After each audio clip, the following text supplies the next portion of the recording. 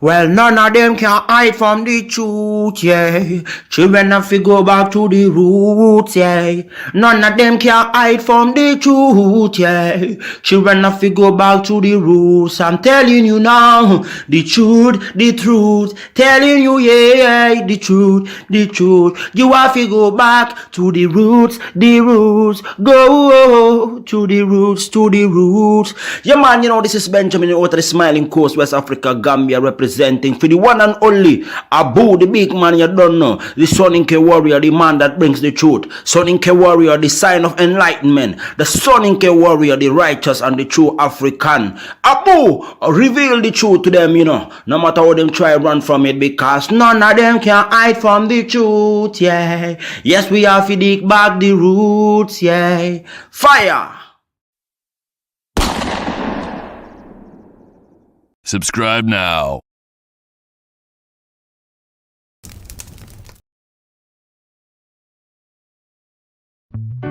I remember the days, all those years ago that never fade away. And I remember your face when you hit the ground. I can recall the time and place on the midnight walk through the old streets, trying to turn back the clock to the days of old, back to the days when all the things we knew were made of gold. As the world moves on, time sings a song in the old neighborhood. All right, ladies and gentlemen, welcome to the Afrodamus Report. So I want to welcome all of you to the debate watch party, and we'll be fact checking it as we go. Let me see. Oh man, we already have somebody who's already triggered one of the commies.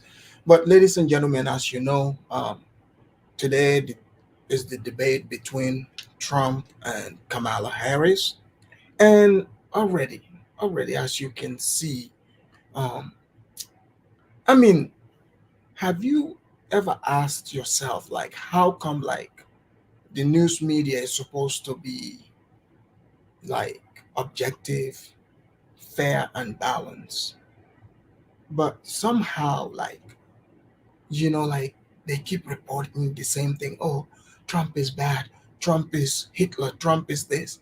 I think people have become so desensitized to it, and they even try to use like the race thing, identity politics. And the identity politics is not working either, because people are like, okay, fine, you want to be the first black female president whatsoever. But Kamala is speaking as if she's not even in office. And she keeps flip flopping. And she even takes Trump's economic, policies. But I think, not even think.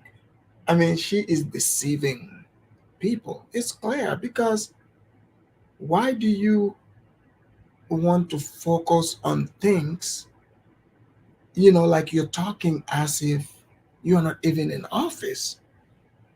And you guys have seen some video that is going around with some football player up in Miami, and they try to find a George Floyd situation in that. But the good thing is, lots of black people are waking up, because they are like, look, man, you just are going to go get some Indian woman and pass her off as black.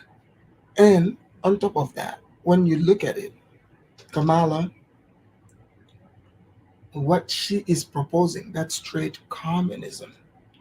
She's talking about she's going to be given $25,000 down payment to first time home buyers. Have you ever asked yourself where that money is going to be coming from? Most people are not. But Trump is telling you that, prices are going to come down, and he's already been president once. They are talking to people as if people are idiots. But I hope, like, Trump would, just focus on the policies. In fact, Trump, he shouldn't even say much, because you see what they were trying to do. Kamala keeps the Kamala campaign. They are scared because they kept trying to change their own rules that they agreed to. They wanted to sit down, you know, but and you saw the first debate where Trump conquered, Biden. Did you guys see that? So this that was even proof to you that what Trump was saying all along. He's like, let's look at this election. There might be some shenanigans. They're like, no, there's no way Biden can beat Trump. But now look at it. So in a way, not even in a way, Trump defeated Biden so bad, so bad. Even his own team members couldn't look him in the face.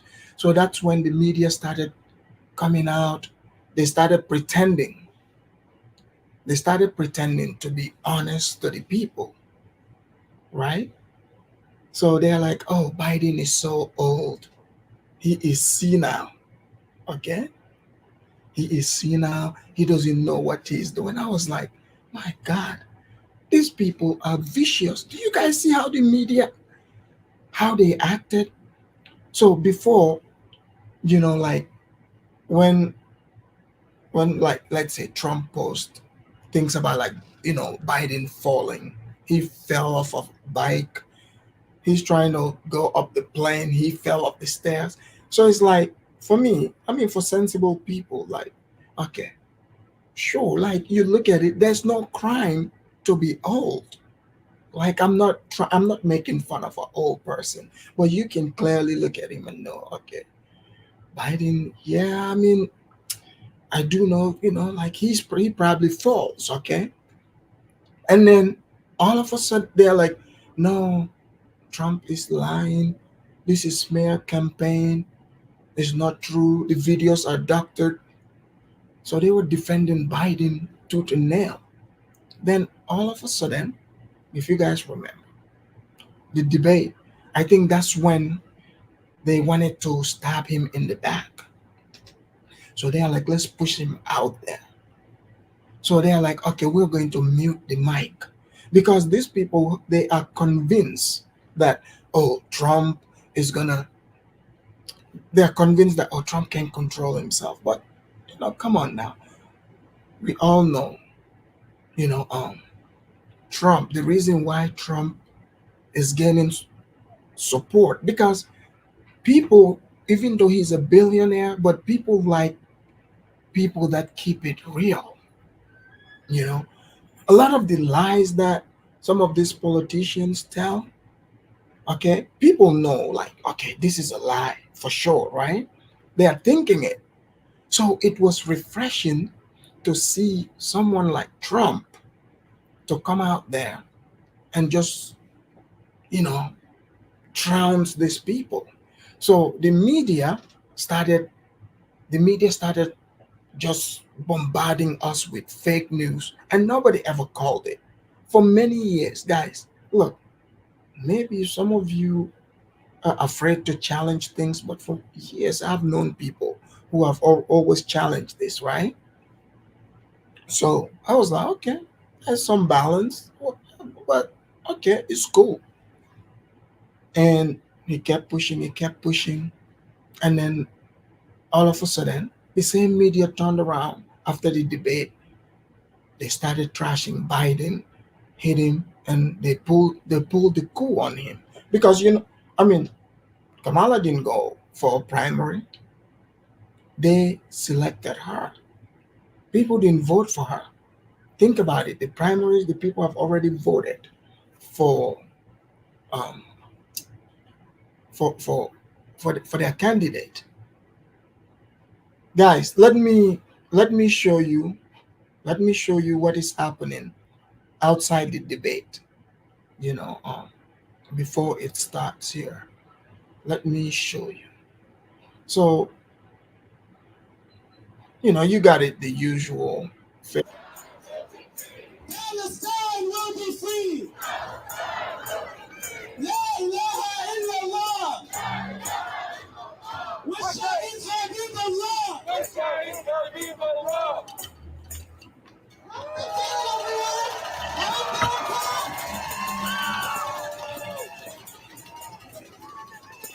Is anyone tired?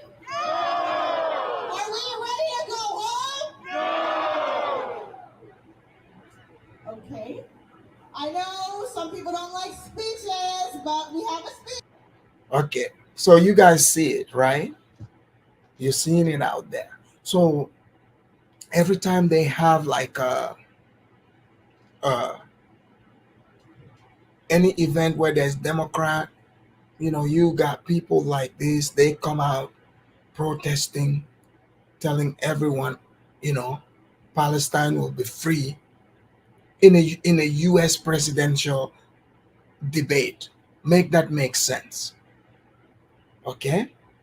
And then so you're coming, you're bringing your own problem to other politicians because this is a U.S. issue, okay? It's a U.S. issue. Let's just be real. So when you put your faith in the hands of foreigners, because you're telling the U.S. to decide for you or to pick whose side they want to be on, but what if they choose the other side? Because as far as they are concerned, you know, you are more foreign to them than the other group. But people are not understanding that. And for whatever reason, the news sits there and they try to brainwash people non-stop. I'm not saying they should not, like bring attention to, you know, bombs being dropped in their area over there in Palestine. I get that, right? But it's weird how in the US election, the candidates have to somehow declare their loyalty to either Israel or Palestine. So let us. Do you guys want to hear what the Palestinian protesters are saying before the? Let me let you guys hear him. Daily wishing that they were dead. Daily because they see more death. Relationships are complicated, and sometimes the other person isn't who you want them to be. The law can. So don't let anyone silence you, whether you're a healthcare worker, whether you're a teacher, a student. Make sure that your voices are heard, because we don't have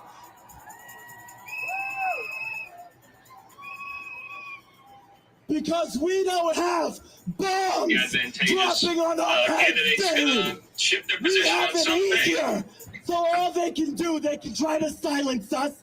They can try to remove us from Instagram. They can expel us from schools. They can expel us from hospitals. But that will not. So yeah, guys, that's the angry mob outside the protest there. Let me actually find some, go let's go to where they're actually talking about the actual debate, because these protesters, they don't know what they are protesting about. um, let me see. Let's go here. Let me share that.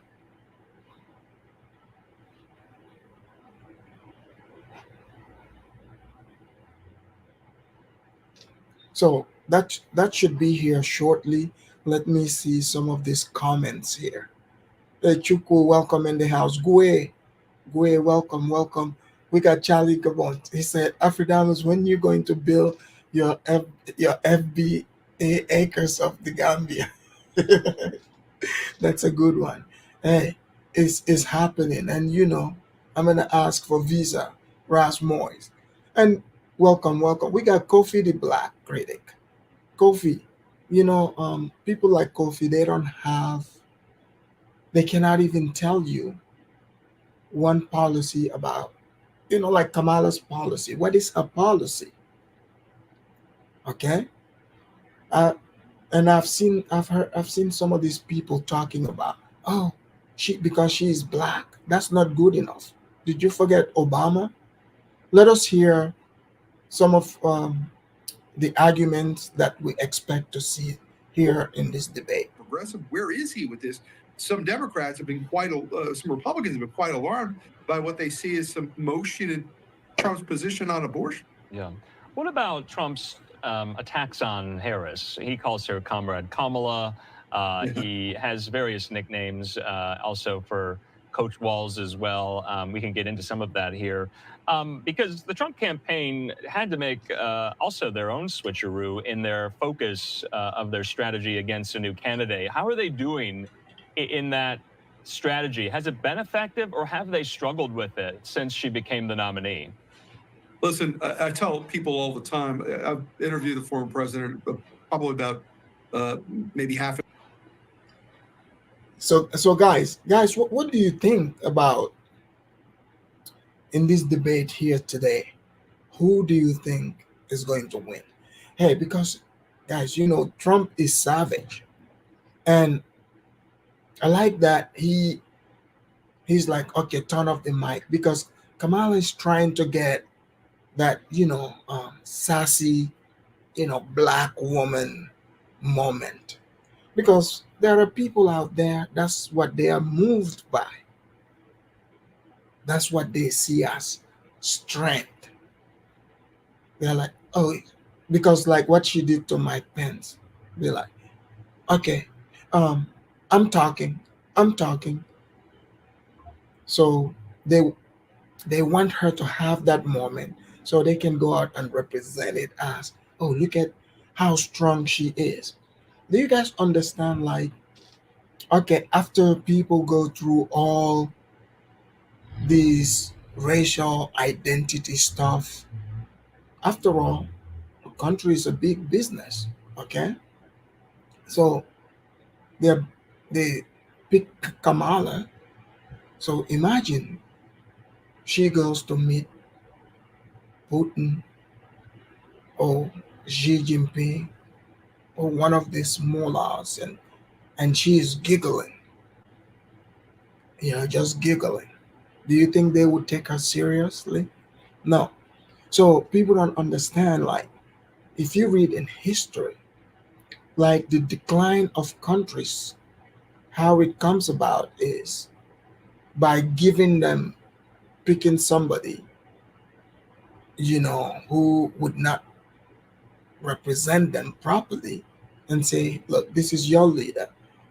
Here she is, or he, on, because I mean, she's been in office like almost 4 years now. So everything that she is talking about, I mean, she could have just done, plain and simple. So I'm glad to see a lot of black people are waking up. I came across a video. Um, oh, before I forget about this one. So I was on Twitter. I saw where there's this guy named Plies. I guess he's an entertainer. Um, so the guy, he posted, the Tariq Hill. Is it Tyreek Hill? I'm just now learning about that guy, the football player that was stopped by the cops, and he tried to use his black card, and the black card failed. So I mean, I'm just shocked by the type of logic people use these days. You know, um, they're not taking into account that, okay, this guy is just being an asshole. Okay, so how are you driving just a couple of blocks away? You're not far from the stadium, 10 in the morning, and you are speeding like that. So you're endangering people. You could hurt even your own fans. How many NFL players have we seen that have done the same thing and ended up, killing people? So at some point, people have to call out bullshit for what it is. But you see, at CNN, they were trying to fish to turn this into a George Floyd thing, when in reality, like, remove race, just common human decency. Think about it. Like, you're just driving, you know, that guy was not thinking about he is black or whatsoever. He's he's like, I'm a star, I'm a privileged NFL player. I get to do whatever I want. And then when he realized that his card is not working, he tried to, turn it into black, you know, black, it's because I'm black. No, like, dude, it's simple. It's not going to kill you. Like, if you try to test your card, meaning your privilege card, and it fails, don't let your ego get you in trouble. He could have easily gotten away with that. Because if they stopped him, he rolled the window down. I can guarantee you. I can guarantee you, he tells the cop, even say, oh man, I'm rushing to get to the locker because they were playing. Because a lot of cops watch football. And he like apologized, that's why I was rushing. That's just common human courtesy. But you see, there are people who have so much ego. They think they are better than other people. So they try to go out there and feel like, okay, I am Mr. Such and Such, or I am Mrs. Such and Such. But that doesn't mean you're above the law. This is what people, need to call out. Because when people talk about equality, if you,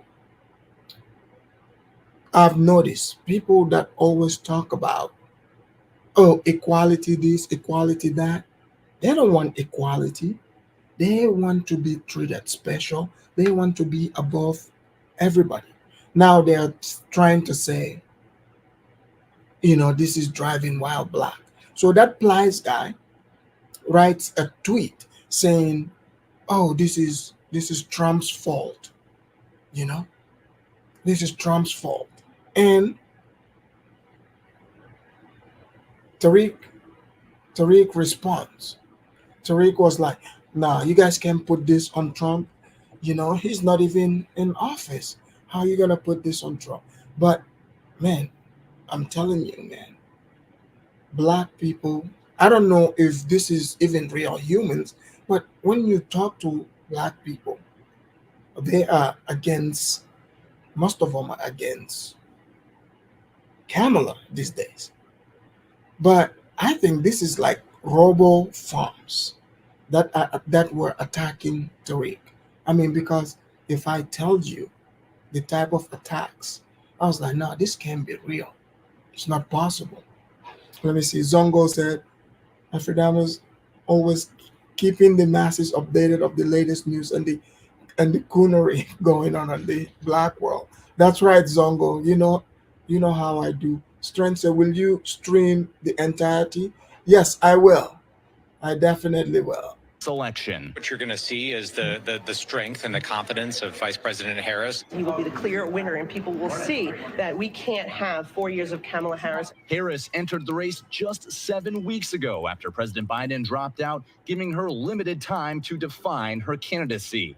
Her campaign says tonight the vice president is focusing on policy. She's going to talk about her plans to lower people's costs, her plans to take on grocery prices, her plans to build more housing in this country. Trump won a coin toss and chose to give the final closing statement. The former president's team says he will portray a Harris administration as a continuation of Biden's presidency. The most important thing that President Trump wants to get across is that we have extremely different policy ideas for the future of America. There is mounting pressure on both candidates to perform, with national polling showing them virtually deadlocked in crucial swing states like Pennsylvania. The voters have consistently said they care about the economy, they care about inflation, they care about the southern border.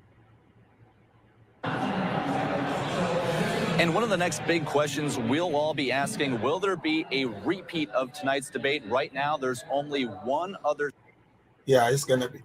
Chuku said Kamala is going to hit Trump with that black girl magic. If he pushes back too hard, then he'll be accused of being a racist, sexist, transphobic, misogynist. Exactly. This is why they want those open mics, so they can get a back and forth. Because, I mean, most of the people that you talk to, for instance, they've made it to where, like, any common sense person would question even their motive. Because, like, you notice if somebody like Trump supporters, if you don't support Trump, they are not offended. They don't ostracize you. But in the other way around, they make you seem like, oh, you're crazy.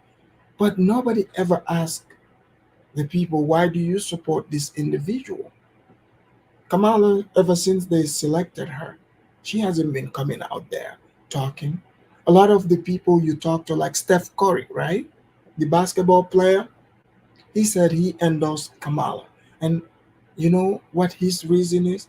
He said because for reproductive health. I mean, AKA being able to delete babies. Let's just call a spade a spade. Okay? So Steph Curry is married. He has children. But why does he want to promote that? Why do people want to base their entire decision on who you send to the White House on that? I mean, it makes you wonder, right? And then the same people, I just showed you the video, the same people you're seeing them out there protesting, talking about free Palestine. They're saying that, they're deleting babies in Palestine. You want me to believe that you honestly care about those babies when you are telling me, your main decision you want to vote on is to delete more babies? It makes no sense. It's not real. And somehow you never meet these people in real life. I don't know. So I think the Democrats, the mistake they make is they want to terrorize people. So they don't know who is truly their supporters. They no longer know. So even these polls, because you see, Trump always underperforms. In 2016, 2020, the same thing. So let's hear. I think it's about to start. Nation again. Face to face, historic. The ABC News presidential debate. Here now, David Muir and Lindsay Davis. Good evening, I'm David Muir, and thank you for joining us for tonight's ABC News presidential debate. We want to welcome viewers watching on ABC and around the world tonight. Vice President Kamala Harris and President Donald Trump are just moments away from taking the stage in this unprecedented race for president. And I'm Lindsay Davis. Tonight's meeting could be the most consequential event of their campaigns, with Election Day now less than 2 months away. For Vice President Kamala Harris, this is her first debate since President Biden withdrew from the race on July 21st. Of course, that decision followed his debate against President Donald Trump in June. Since then, this race has taken on an entirely new dynamic. And that brings us to the rules of tonight's debate. 90 minutes with 2 commercial breaks. No topics or questions have been shared with the campaigns. The candidates will have 2 minutes to answer questions, and this is the clock. That's what they'll be seeing. 2 minutes for rebuttals and 1 minute for follow-ups, clarifications, or responses. Their microphones will only be turned on when it's their turn to speak. No pre-written notes allowed. There is no audience here tonight in this hall at the National Constitution Center. This is an intimate setting for two candidates who have never met. President Trump won the coin toss. He chose to deliver the final closing statement of the evening. Vice President Harris selected the podium to the right. So let's now welcome the candidates to the stage. Vice President Kamala Harris and President Donald Trump.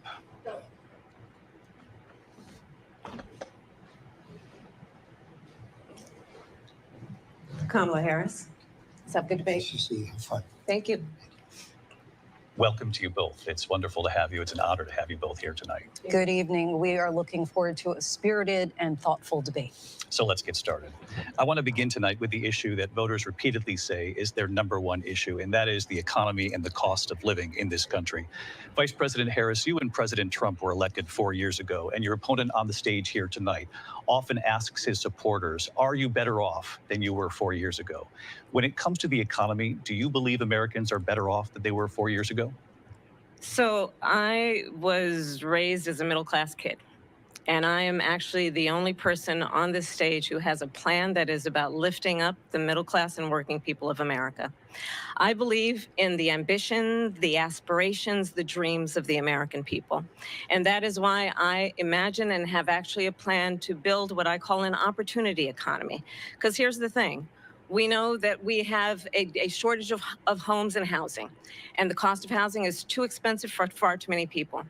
We know that young families need support to raise their children, and I intend on extending a tax cut for those families of $6,000, which is the largest child tax credit that we have given in a long time, so that those young families can afford to buy a crib, buy a car seat, buy clothes for their children. My passion, one of them, is small businesses. My mother raised my sister and me, but there was a woman who helped raise us. We call her our second mother. She was a small business owner. I love our small businesses. My plan is to give a $50,000 tax deduction to start up small businesses, knowing they are part of the backbone of America's economy. My opponent, on the other hand, his plan is to do what he has done before, which is to provide a tax cut for billionaires and big corporations, which will result in $5 trillion to America's deficit. My opponent has a plan that I call the Trump's sales tax, which would be a 20% tax on everyday goods that you rely on to get through the month. Economists have said that Trump sales tax would actually result for middle-class families in about $4,000 more a year, because of his policies and his ideas about what should be the backs of middle-class people paying for tax cuts for billionaires. President Trump, I'll give you 2 minutes. First of all, I have no sales tax. That's an incorrect statement. She knows that. We're doing tariffs on other countries. Other countries are going to finally, after 75 years, pay us back for all that we've done for the world. And the tariff will be substantial in some cases. I took in billions and billions of dollars, as you know, from China. In fact, they never took the tariff off because there was so much money they can't. It would totally destroy everything that they've set out to do. They're taking in billions of dollars from China and other places. They've left the tariffs on. When I had it, I had tariffs, and yet I had no inflation.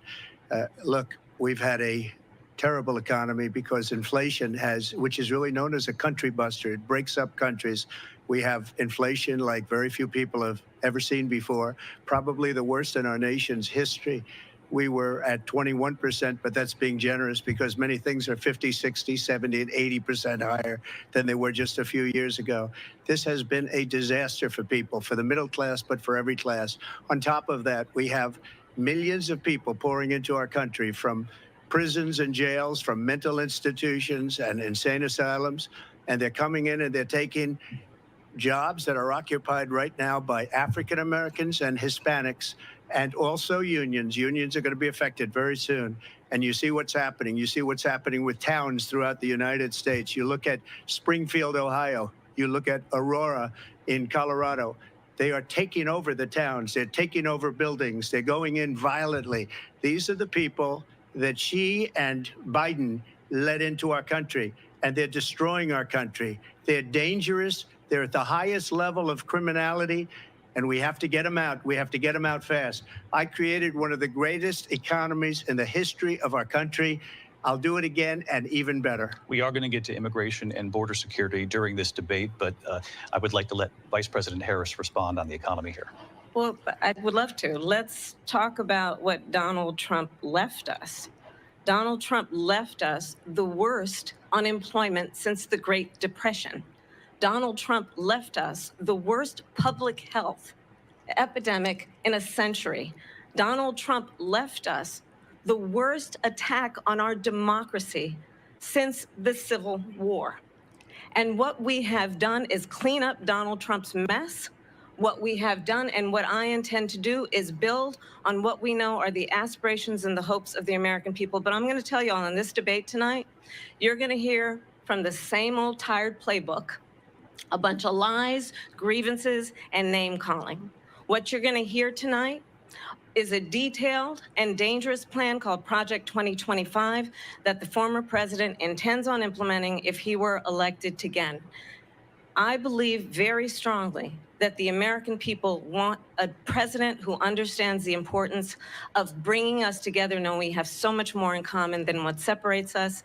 And I pledge to you to be a president for all Americans. President Trump will give you a minute here to respond. Number one, I have nothing to do, as you know, and as she knows better than anyone, I have nothing to do with Project 2025. That's out there. I haven't read it. I don't want to read it purposely. I'm not going to read it. This was a group of people that got together. They came up with some ideas, I guess some good, some bad, but it makes no difference. I have nothing to do. Everybody knows I'm an open book. Everybody knows what I'm going to do. Cut taxes very substantially and create a great economy like I did before. We had the greatest economy. We got hit with a pandemic, and the pandemic was not since 1917, where 100 million people died, has there been anything like it. We did a phenomenal job with the pandemic. We handed them over a country where the economy and where the stock market was higher than it was before the pandemic came in. Nobody's ever seen anything like it. We made ventilators for the entire world. We got gowns, we got masks, we did things that nobody thought possible. And people give me credit for rebuilding the military. They give me credit for a lot of things, but not enough credit for the great job we did with the pandemic. But the only jobs they got were bounce back jobs. These were jobs bounced back, and it bounced back and it went to their benefit. But I was the one that created them. They know it, and so does everybody else. Vice President Harris, I'll let you respond. So Donald Trump has no plan for you. And when you look at his economic plan, it's all about tax breaks for the richest people. I am offering what I describe as an opportunity economy, and the best economists in our country, if not the world, have reviewed our relative plans for the future of America. What Goldman Sachs has said is that Donald Trump's plan would make the economy worse. Mine would strengthen the economy. What the Wharton School has said is Donald Trump's plan would actually explode the deficit. 16 Nobel laureates have described his economic plan as something that would increase inflation and by the middle of next year would invite a recession.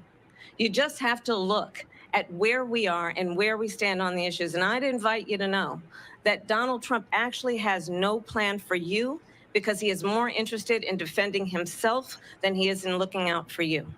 It's just a soundbite. They gave her that to say. Look, I went to the Wharton School of Finance, and many of those professors, the top professors, think my plan is a brilliant plan. It's a great plan. It's a plan that's going to bring up our worth, our value as a country. It's going to make people want to be able to go and work and create jobs and create a lot of good, solid money for our country. And just to finish off, she doesn't have a plan. She copied Biden's plan, and it's like 4 sentences, like run, spot, run. 4 sentences that are just, oh, we'll try and lower taxes. She doesn't have a plan. Take a look at her plan. She doesn't have a plan. Mr. President, I do want to drill down on something you both brought up. The Vice President brought up your tariffs. You responded, and let's drill down on this because your plan is what she calls is essentially a national sales tax. Your proposal calls for tariffs, as you pointed out here, on foreign imports across the board. You recently said that you might double your plan, imposing tariffs up to 20% on goods coming into this country. As you know, many economists say that with tariffs at that level, costs are then passed on to the consumer. Vice President Harris has argued it'll mean higher prices on gas, food, clothing, medication, arguing it costs the typical family nearly $4,000 a year. Do you believe Americans can afford higher prices because of tariffs? They're not going to have higher prices. What's going to have, and who's going to have higher prices, is China and all of the countries that have been ripping us off for years. I was the only president ever. China was paying us hundreds of billions of dollars, and so were other countries. And, you know, if she doesn't like them, they should have gone out and they should have immediately cut the tariffs. But those tariffs are there 3.5 years now under their administration. We are going to take in billions of dollars, hundreds of billions of dollars.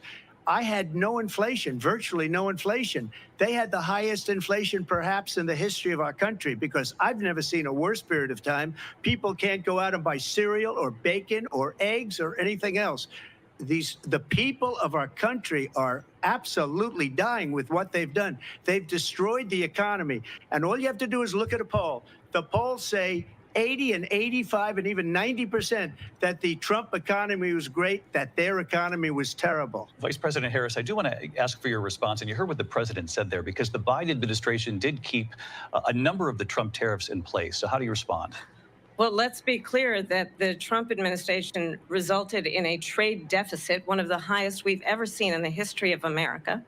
He invited trade wars. You want to talk about his deal with China? What he ended up doing is, under Donald Trump's presidency, he ended up selling American chips to China to help them improve and modernize their military, basically sold us out, when a policy about China should be in making sure the United States of America wins the competition for the 21st century, which means focusing on the details of what that requires, focusing on relationships with our allies, focusing on investing in American-based technology so that we win the race on AI, on quantum computing, focusing on what we need to do to support America's workforce so that we don't end up having, on the short end of the stick, in terms of workers' rights. But what Donald Trump did, let's talk about this, with COVID, is he actually thanked President Xi for what he did during COVID. Look at his tweet. "Thank you, President Xi," exclamation point, when we know that Xi was responsible for lacking and not giving us transparency about the origins of COVID. President Trump, I'll let you respond. First of all, they bought their chips from Taiwan. We hardly make chips anymore because of philosophies like they have and policies like they have. I don't say her because she has no policy. Everything that she believed 3 years ago and 4 years ago is out the window. She's going to my philosophy now. In fact, I was going to send her a MAGA hat. She's gone to my philosophy. But if she ever got elected, she'd change it. And it will be the end of our country. She's a Marxist. Everybody knows she's a Marxist. Her father's a Marxist professor in economics, and he taught her well. But when you look at what she's done to our country, and when you look at these millions and millions of people that are pouring into our country monthly, where it's, I believe, 21 million people, not the 15 that people say, and I think it's a lot higher than the 21. That's bigger than New York State pouring in. And just look at what they're doing to our country. They're criminals. Many of these people coming in are criminals. And that's bad for our economy, too. You know, you mentioned before, we'll talk about immigration later. Well, bad immigration is the worst thing that can happen to our economy. They have, and she has, destroyed our country with policy that's insane. Almost policy that you'd say they have to hate our country. President Trump, thank you. Lindsay? I want to turn to the issue of abortion. President Trump, you've often touted that you were able to kill Roe v. Wade. Last year, you said that you were proud to be the most pro-life president in American history. Then last month, you said that your administration would be great for women and their reproductive rights. In your home state of Florida, you surprised many with regard to your 6-week abortion ban, because you initially had said that it was too short. And you said, quote, "I'm going to be voting that we need more than 6 weeks." But then the very next day, you reversed course and said you would vote to support the 6-week ban. Vice President Harris says that women shouldn't trust you on the issue of abortion because you've changed your position so many times. Therefore, why should they trust you? Well, the reason I'm doing that vote is because the plan is, as you know, the vote is, they have abortion in the 9th month. They even have, and you can look at the governor of West Virginia, the previous governor of West Virginia, not the current governor, who's doing an excellent job, but the governor before, He said the baby will be born and we will decide what to do with the baby. In other words, we'll execute the baby. And that's why I did that, because that predominates, because they're radical. The Democrats are radical in that. And her vice presidential pick, which I think was a horrible pick, by the way, for our country, because he is really out of it. But her vice presidential pick says abortion in the 9th month is absolutely fine. He also says execution after birth. It's execution, no longer abortion, because the baby is born, is okay. And that's not okay with me, hence the vote. But what I did is something for 52 years. They've been trying to get Roe v. Wade into the states. And through the genius and heart and strength of 6 Supreme Court justices, we were able to do that. Now, I believe in the exceptions for rape, incest, and life of the mother. I believe strongly in it. Ronald Reagan did also. 85% of Republicans do. Exceptions. Very important. But we were able to get it, and now states are voting on it. And for the first time, you're going to see, look, this is an issue that's torn our country apart for 52 years. Every legal scholar, every Democrat, every Republican, liberal, conservative, they all wanted this issue to be brought back to the states where the people could vote. And that's what happened. Now, Ohio, the vote was somewhat liberal. Kansas, the vote was somewhat liberal, much more liberal than people would have thought. But each individual state is voting. It's the vote of the people now. It's not tied up in the federal government. I did a great service in doing it. It took courage to do it. And the Supreme Court had great courage in doing it. And I give tremendous credit to those 6 justices. There is no state in this country where it is legal to kill a baby after it's born. Madam Vice President, I want to get your response to President Trump. Well, as I said, you're going to hear a bunch of lies, and that's not actually a surprising fact. Let's understand how we got here. Donald Trump hand-selected 3 members of the United States Supreme Court with the intention that they would undo the protections of Roe v. Wade. And they did exactly as he intended. And now in over 20 states, there are Trump abortion bans, which make it criminal for a doctor or... She's visibly upset and she's attacking Trump. She's trying to get him to enter into a fighting match. Trump is staying calm. Sorry for muting it. Of a crime, a violation to their body, does not have the right to make a decision about what happens to their body next. That is immoral. And one does not have to abandon their faith or deeply held beliefs to agree. The government, and Donald Trump certainly, should not be telling a woman what to do with her body. I have talked with women around our country. You want to talk about this is what people wanted? Pregnant women who want to carry a pregnancy to term, suffering from a miscarriage, being denied care in an emergency room because the healthcare providers are afraid they might go to jail, and she's bleeding out in a car in the parking lot. She didn't want that. Her husband didn't want that. A 12 or 13-year-old survivor of incest being forced to carry a pregnancy to term. They don't want that. And I pledge to you, when Congress passes a bill to put back in place the protections of Roe v. Wade, as President of the United States, I will proudly sign it into law. But understand, if Donald Trump were to be reelected, he will sign a national abortion ban. Understand, in his Project 2025, there would be a national abortion, a monitor that would be monitoring your pregnancies, your miscarriages. I think the American people believe that certain freedoms, in particular the freedom to make decisions about one's own body, should not be made by the government. Thank you, Vice President Harris. Well, there she goes again. It's a lie. I'm not signing a ban, and there's no reason to sign a ban, because we've gotten what everybody wanted. Democrats, Republicans, and everybody else, and every legal scholar wanted it to be brought back into the states, and the states are voting. And it may take a little time, but for 52 years, this issue has torn our country apart, and they've wanted it back in the states. And I did something that nobody thought was possible. The states are now voting. What she says is an absolute lie. And as far as the abortion ban, no, I'm not in favor of abortion ban, but it doesn't matter because this issue has now been taken over by the states. Would you veto a national abortion ban if it Well, came I to your won't desk? have to because, again, two things. Number one, she said she'll go back to Congress. She'll never get the vote. It's impossible for her to get the vote, especially now with the 50-50 and essentially 50-50 in both Senate and the House. She's not going to get the vote. She can't get the vote. She won't even come close to it. So it's just talk. You know what it reminds me of? When they said they're going to get student loans terminated, and it ended up being a total catastrophe. The student loans, and then her, I think probably her boss, if you call him a boss, he spends all his time on the beach.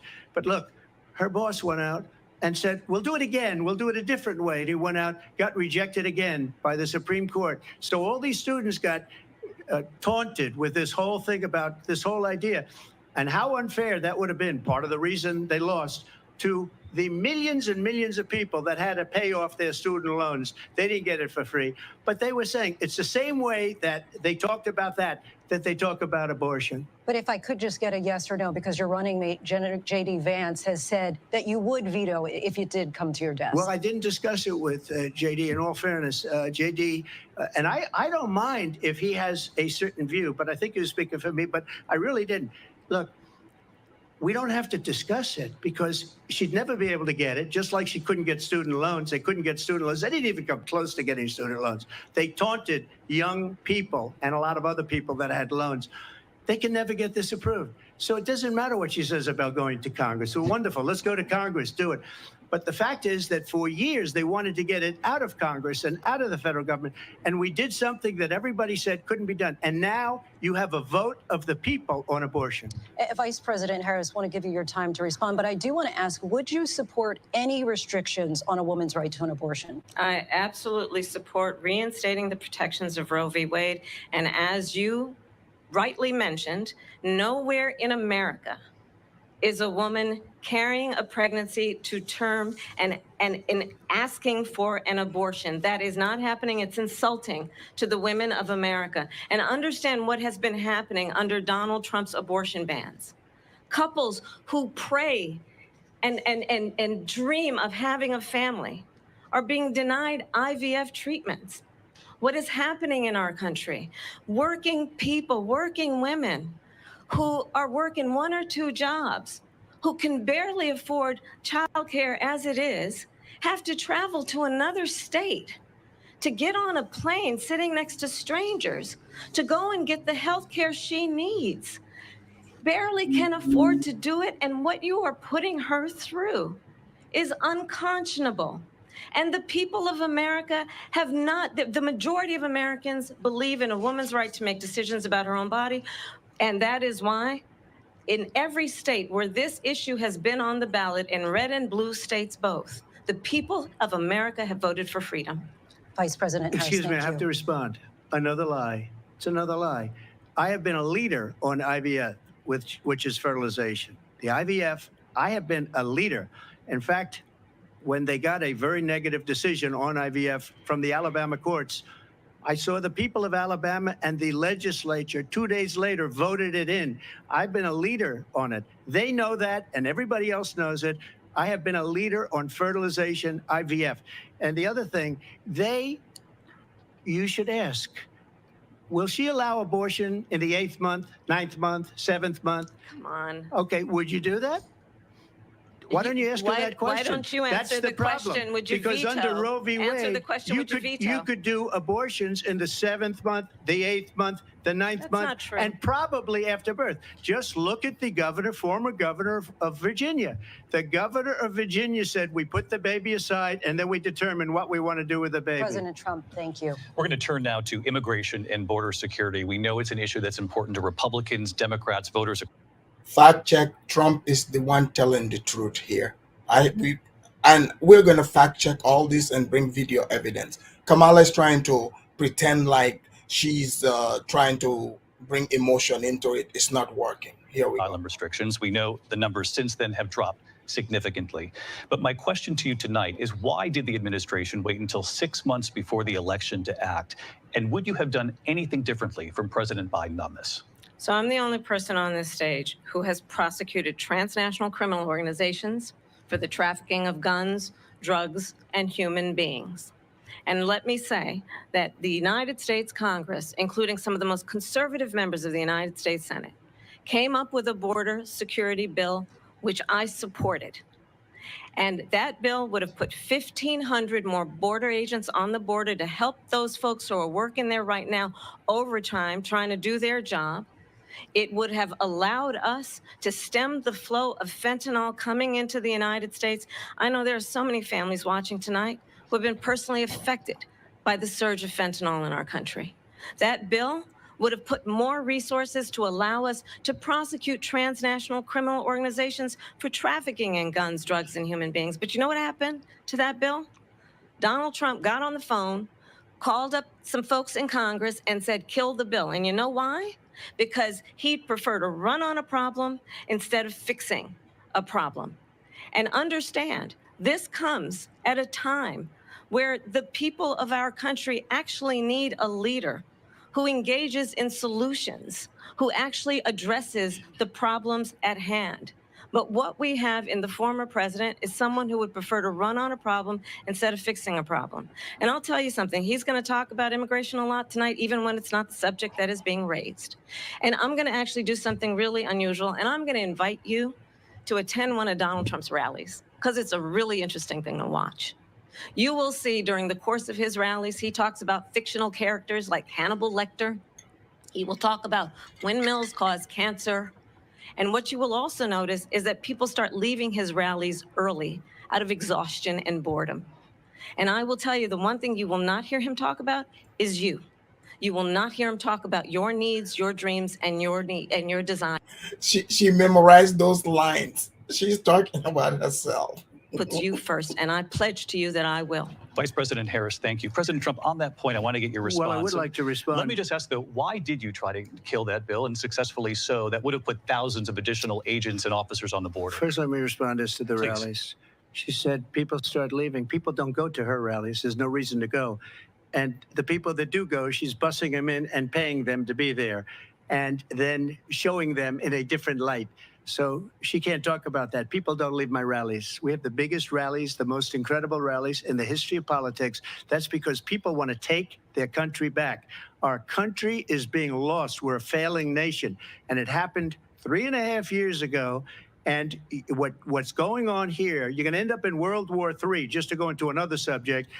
What they have done to our country by allowing these millions and millions of people to come into our country, and look at what's happening to the towns all over the United States. And a lot of towns don't want to talk. It's not going to be Aurora or Springfield. A lot of towns don't want to talk about it because they're so embarrassed by it. In Springfield, they're eating the dogs, the people that came in. They're eating the cats. They're eating the pets of the people that live there. And this is what's happening in our country. And it's a shame. As far as rallies are concerned, as far as the reason they go is they like what I say. They want to bring our country back. They want to make America great again. It's a very simple phrase, make America great again. She's destroying this country. And if she becomes president, this country doesn't have a chance of success. Not only success, we'll end up being Venezuela on steroids. I just want to clarify here. You bring up Springfield, Ohio, and ABC News did reach out to the city manager there. He told us there have been no credible reports of specific claims of pets being harmed, injured, or abused by individuals within the immigrant community. Well, I've seen people on television. Let me just say here, this is the... See, they are trying to make it seem like Trump is lying. We all saw this on TV. Come on now. Maybe that's a good thing to say for a city manager. I'm not taking this from but television. But the people are on television saying their dog was eaten by the people that went there. Again, the Springfield city manager says there's no evidence of that. Vice President Harris, I'll let you respond to the rest of what you've heard. You talk about extreme. This is, I think, one of the reasons why in this election, I actually have the endorsement of 200 Republicans who have formerly worked with President Bush, Mitt Romney, and John McCain, including the endorsement of former Vice President Dick Cheney and Congress member Liz Cheney.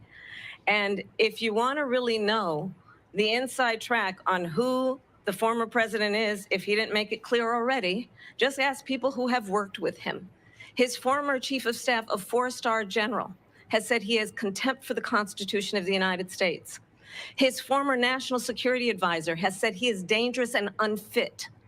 His former Secretary of Defense has said the nation, the Republic, would never survive another Trump term. And when we listen to this kind of rhetoric, when the issues that affect the American people are not being addressed, I think the choice is clear in this election. President Trump, I'll give you a quick minute to respond here. Thank you, because when I hear that, see, I'm a different kind of a person. I fired most of those people, not so graciously. They did bad things or a bad job. I fired them. They never fired one person. They didn't fire anybody having to do with Afghanistan and the Taliban and the 13 people who's were just killed, viciously and violently killed. And I got to know the parents and the family. They didn't fire. They should have fired all those generals, all those top people, because that was one of the most incompetently handled situations anybody has ever seen. So when somebody does a bad job, I fire him. And you take a guy like Esper. He was no good. I fired him. So he writes a book. Another one writes a book, because with me, they can write books. With nobody else can they? But they have done such a poor job, and they never fire anybody. Look at the economy. Look at the inflation. They didn't fire any of their economists. They have the same people. That's a good way not to have books written about you. But just to finish, I got more votes than any Republican in history by far. In fact, I got more votes than any president, sitting president in history by far. Let me continue on immigration. It was what you wanted to talk about earlier, so let's get back to your deportation proposal that the vice president has reacted to as well. President Trump, you call this the largest domestic deportation operation in the history of our country. You say you would use the National Guard. You say if things get out of control, you'd have no problem using the U.S. military. Police, yes. You also said you would use local police. How would you deport 11 million undocumented immigrants? I know you believe that number is much higher. Take us through this. What does this look like? Will authorities be going door to door in this country? Yeah, it is much higher because of them. They allowed criminals, many millions of criminals. They allowed terrorists. They allowed common street criminals. They allowed people to come in, drug dealers, to come into our country. And they're now in the United States and told by their countries like Venezuela, don't ever come back or we're going to kill you. Do you know that crime in Venezuela and crime in countries all over the world is way down? You know why? Because they've taken their criminals off the street and they've given them to her to put into our country. And this will be one of the greatest mistakes in history for them to allow.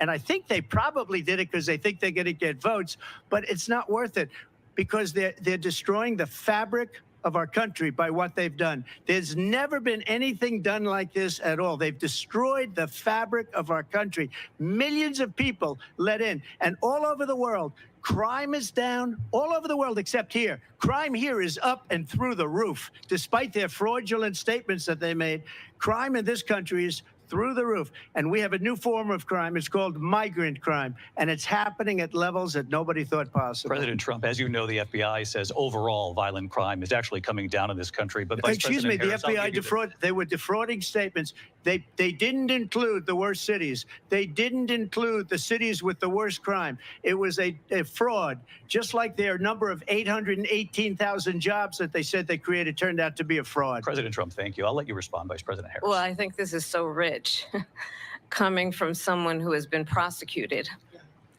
for national security crimes, economic crimes, election interference, has been found liable for sexual assault, and his next big court appearance is in November at his own criminal sentencing. And let's be clear where each person stands on the issue of what is important about respect for the rule of law and respect for law enforcement. The former vice president called for defunding federal law enforcement, 45,000 agents, get this, on the day after he was arraigned on 34 felony counts. So let's talk about what is important in this race. It is important that we move forward, that we turn the page on this same old tired rhetoric and address the needs of the American people, address what we need to do about the housing shortage, which I have a plan for, address what we must do to support our small businesses, address bringing down the price of groceries. But frankly, the American people are exhausted with this same old tired playbook. Vice President Harris, thank you. Excuse me. Every one of those cases was started by them against their political opponent. And I'm winning most of them, and I will win the rest on appeal. And you saw that with the decision that came down just recently from the Supreme Court. I'm winning most of them. But those are cases, it's called weaponization. Never happened in this country. They weaponized the Justice Department. Every one of those cases was involved with the DOJ, from Atlanta and Fani Willis to the Attorney General of New York and the DA in New York. Every one of those cases. And then they say, oh, he's a criminal. They're the ones that made them go after me. By the way, Joe Biden was found essentially guilty on the documents case. And what happened in my documents case? They said, oh, that's the toughest of them all. A complete and total victory. 2 months ago, it was thrown out. It's weaponization, and they used it, and it's never happened in this country. They used it to try and win an election. They're fake cases. President Trump, thank you. A really quick response here, Vice President Harris, on this notion of weaponization of the Justice Department. Well, let's talk about extreme and understand the context in which this election in 2024 is taking place. The United States Supreme Court recently ruled that the former president would essentially be immune from any misconduct if he were to enter the White House again. Understand, this is someone who has openly said he would terminate, I'm quoting, terminate the Constitution of the United States, that he would weaponize the Department of Justice against his political enemies. Someone who has openly expressed disdain for members of our military. Understand what it would mean if Donald Trump were back in the White House with no guardrails, because certainly we know now the court won't stop him. We know J.D. Vance is not going to stop him. It's up to the American people Vice President to stop Harris, him. Thank you. Lindsay? Vice President Harris, in your last run for president. This is the one that weaponized, not me. She weaponized. I probably took a bullet to the head because of the things that they say about me. They talk about democracy. I'm a threat to democracy. They're the threat to democracy with a fake Russia investigation that went nowhere. We have a lot to get to. Lindsay? Vice President Harris, in your last run for president, you said you wanted to ban fracking. Now you don't. You wanted mandatory government buyback programs for assault weapons. Now your campaign says you don't. You supported decriminalizing border crossings. Now you're taking a harder line. I know you say that your values have not changed. So then why have so many of your policy positions changed? So my values have not changed, and I'm going to discuss at least every point that you've made. But in particular, let's talk about fracking, because we're here in Pennsylvania. I made that very clear in 2020. I will not ban fracking. I have not banned fracking as Vice President of the United States. And in fact, I was the tie-breaking vote on the Inflation Reduction Act, which opened new leases for fracking. My position is that we have got to invest in diverse sources of energy so we reduce our reliance on foreign oil. We have had the largest increase in domestic oil production in history because of an approach that recognizes that we cannot over-rely on foreign oil. As it relates to my values, let me tell you, I grew up a middle-class kid raised by a hardworking mother who worked and saved and was able to buy our first home when I was a teenager. The values I bring to the importance of home ownership, knowing not everybody got handed $400 million on a silver platter and then filed bankruptcy 6 times, is a value that I bring to my work, to say we are going to work with the private sector and home builders to increase 3 million homes, increase by 3 million homes by the end of my first term. My work that is related to having a friend when I was in high school who was sexually assaulted by her stepfather. And my focus then on protecting women and children from violent crime is based on a value that is deeply grounded in the importance of standing up for those who are most vulnerable. My work that is about protecting Social Security and Medicare is based on long-standing work that I have done, protecting seniors from scams. My values have not changed. And what is important is that there is a president who actually brings values and a perspective that is about lifting people up and not beating people down and name calling. The true measure of the leader is the leader who actually understands the strength is not in beating people down, it's in lifting people up. I intend to be that president.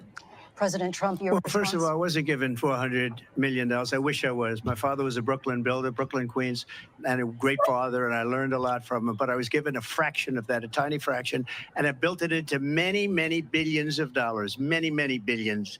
And when people see it, they are even surprised. So we don't have to talk about that. Fracking, she's been against it for 12 years. Defund the police, she's been against that forever. She gave all that stuff up very wrongly, very horribly, and everybody's laughing at it, okay? They're all laughing at it. She gave up at least 12 and probably 14 or 15 different policies. Like, she was big on defund the police. In Minnesota, she went out, wait a minute, I'm talking now, if you don't mind, please. Does that sound familiar? She went out in Minnesota and wanted to let criminals that killed people, that burned down Minneapolis, she went out and raised money to get them out of jail. She did things that nobody would ever think of. Now she wants to do transgender operations on illegal aliens that are in prison. This is a radical left liberal that would do this. She wants to confiscate your guns, and she will never allow fracking in Pennsylvania.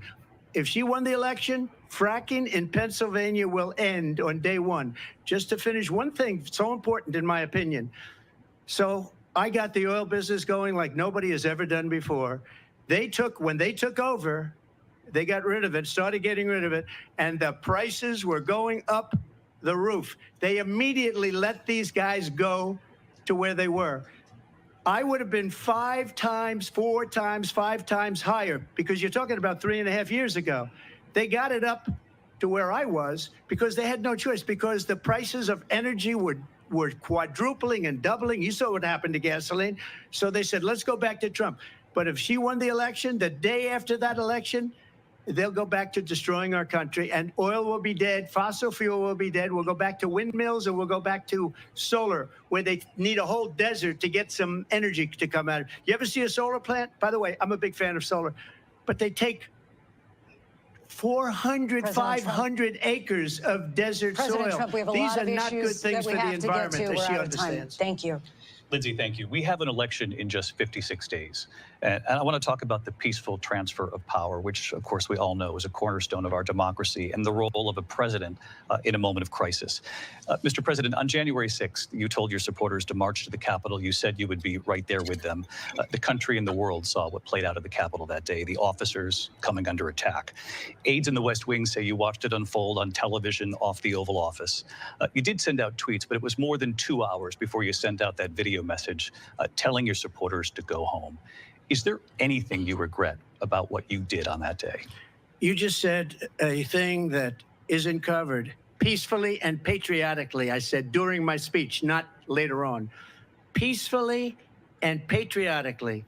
And nobody on the other side was killed. Ashley Babbitt was shot by an out-of-control police officer that should have never, ever shot her. It's a disgrace. But we didn't do this group of people that have been treated so badly. I ask, what about all the people that are pouring into our country and killing people that she allowed to pour in? She was the border czar, remember that. She was the border czar. She doesn't want to be called the border czar because she's embarrassed by the border. In fact, she said at the beginning, oh, I'm surprised you're not talking about the border yet. That's because she knows what a bad job they've done. What about those people? When are they going to be prosecuted? When are these people from countries all over the world, not just South America? They're coming in from all over the world, David, all over the world. And crime rates are down all over the world because of it. But let me just when ask are those, David, when are those people going to be prosecuted? When are the people that burned down Minneapolis going to be prosecuted? Or in Seattle? They went into Seattle. They took over a big percentage of the city of Seattle. When are those people going to be prosecuted? But let me just ask you. You might ask her that question. You were the president. You were watching it unfold on television. It's a very simple question as we move forward toward another election. Is there anything you regret about what you did on that day? Yes, sir. I had nothing to do with that other than they asked me to make a speech. I showed up for a speech. I said, I think it's going to be big. I went to Nancy Pelosi and the mayor of Washington, D.C., and the mayor put it back in writing, as you know. I said, you know, this is going to be a very big rally or whatever you want to call it. And again, it wasn't done by me. It was done by others. I said, I'd like to give you 10,000 National Guard or soldiers. They rejected me. Nancy Pelosi rejected me. It was just 2 weeks ago. Her daughter has a tape of her saying she is fully responsible for what happened. They want to get rid of that tape. It would have never happened if Nancy Pelosi and the mayor of Washington did their jobs. I wasn't responsible for security. Nancy Pelosi was responsible. She didn't do her job. The question was about you as president, not about former Speaker Pelosi, but I do want Vice President Harris to respond here. I was at the Capitol on January 6th. I was the vice president-elect. I was also an acting senator. I was there. And on that day, the President of the United States incited a violent mob to attack our nation's capital, to desecrate our nation's capital. On that day, 140 law enforcement officers were injured, and some died. And understand, the former president has been indicted and impeached for exactly that reason. But this is not an isolated situation. Let's remember Charlottesville, where there was a mob of people carrying tiki torches, spewing anti-Semitic hate. And what did the president then at the time say? There were fine people on each side. Let's remember that when it came to the Proud Boys, a militia, the president said, the former president said, stand back and stand by. So for everyone watching who remembers what January 6th was, I say, we don't have to go back. Let's not go back. We're not going back. It's time to turn the page. And if that was a bridge too far for you, well, there is a place in our campaign for you to stand for country, to stand for our democracy, to stand for rule of law, and to end the chaos, and to end the approach that is about attacking the foundations of our democracy because you don't like the outcome. And be clear on that point. Donald Trump, the candidate, has said in this election there will be a bloodbath if this and the outcome of this election is not to his liking. Let's turn the page on this. Let's not go back. Let's chart a course for the future and not go backwards to the past. Let me just follow up here. It was a different term, and it was a term that related to energy because they have destroyed our energy business. That was where bloodbath was. Also, on Charlottesville, that story has been, as you would say, debunked. Laura Ingraham, Sean Hannity, Jesse, all of these people, they covered it. If they go an extra sentence, they will see it was perfect. It was debunked in almost every newspaper, but they still bring it up, just like they bring 2025 up. They bring all of this stuff up. I ask you this, you talk about the Capitol. Why are we allowing these millions of people to come through on the southern border? How come she's not doing anything? And I'll tell you what I would do, and I would be very proud to do it. I would say we would both leave this debate right now. I'd like to see her go down to Washington, D.C. during this debate because we're wasting a lot of time. Go down to, because she's been so bad, it's so ridiculous. Go down to Washington, D.C. and let her sign a bill to close up the border because they have the right to do it. They don't need bills. They have the right to do it. The President of the United States, you'll get him out of bed. You'll wake him up at 4 o'clock in the afternoon. Right. You'll say, come on down to the office. Let's sign a bill. If he signs a bill that the border is closed, all he has to do is say it to the Border Patrol, who are phenomenal. If they do that, the border is closed. Mr. Those President, people are killing many people, unlike J6. We talked immigration here tonight. I do want to focus on this next issue to both of you because it really brings us this into focus, truth in these times that we're living in. Mr. President, for 3.5 years after you lost the 2020 election, you repeatedly falsely claimed that you won, many times saying you won in a landslide. In the past couple of weeks leading up to this debate, you have said, quote, you lost by a whisker, that you, quote, didn't quite make it, that that you came up a little bit short. I said that? Are you now acknowledging that you lost in 2020? No, I don't acknowledge that at all. But I you said did that say sarcastically. But You know those- that. It was said, oh, we lost by a whisker. That was said sarcastically. Look, there's so much proof. All you have to do is look at it. And they should have sent it back to the legislatures for approval. I got almost 75 million votes, the most votes any sitting president has ever gotten. I was told if I got 63, which was what I got in 2016, you can't be beaten. The election, people should never be thinking about an election as fraudulent. We need two things. We need walls, and we have to have it. We have to have borders, and we have to have good elections. Our elections are bad. And a lot of these illegal immigrants coming in, they're trying to get them to vote. They can't even speak English. They don't even know what country they're in practically. And these people are trying to get them to vote. And that's why they're allowing them to come into our country. I did watch all of these pieces of video. I didn't detect the sarcasm. Lost by a whisker. We didn't quite make it. And we should just point out here as clarification, and you know this, you and your allies, 60 cases in front of many judges, many of them No Republican, judge looked at it. And said they there was said no we didn't have widespread fraud. standing. That's the other thing. They said we didn't have standing, a technicality. Can you imagine a system where a person in an election doesn't have standing? The president of the United States doesn't have standing. That's how we lost. If you look at the facts, and I'd love to have you'll do a special on it. I'll show you Georgia, and I'll show you Wisconsin, and I'll show you Pennsylvania, and I'll show you. We have so many facts and statistics, but you know what? That doesn't matter, because we have to solve the problem that we have right now. That's old news.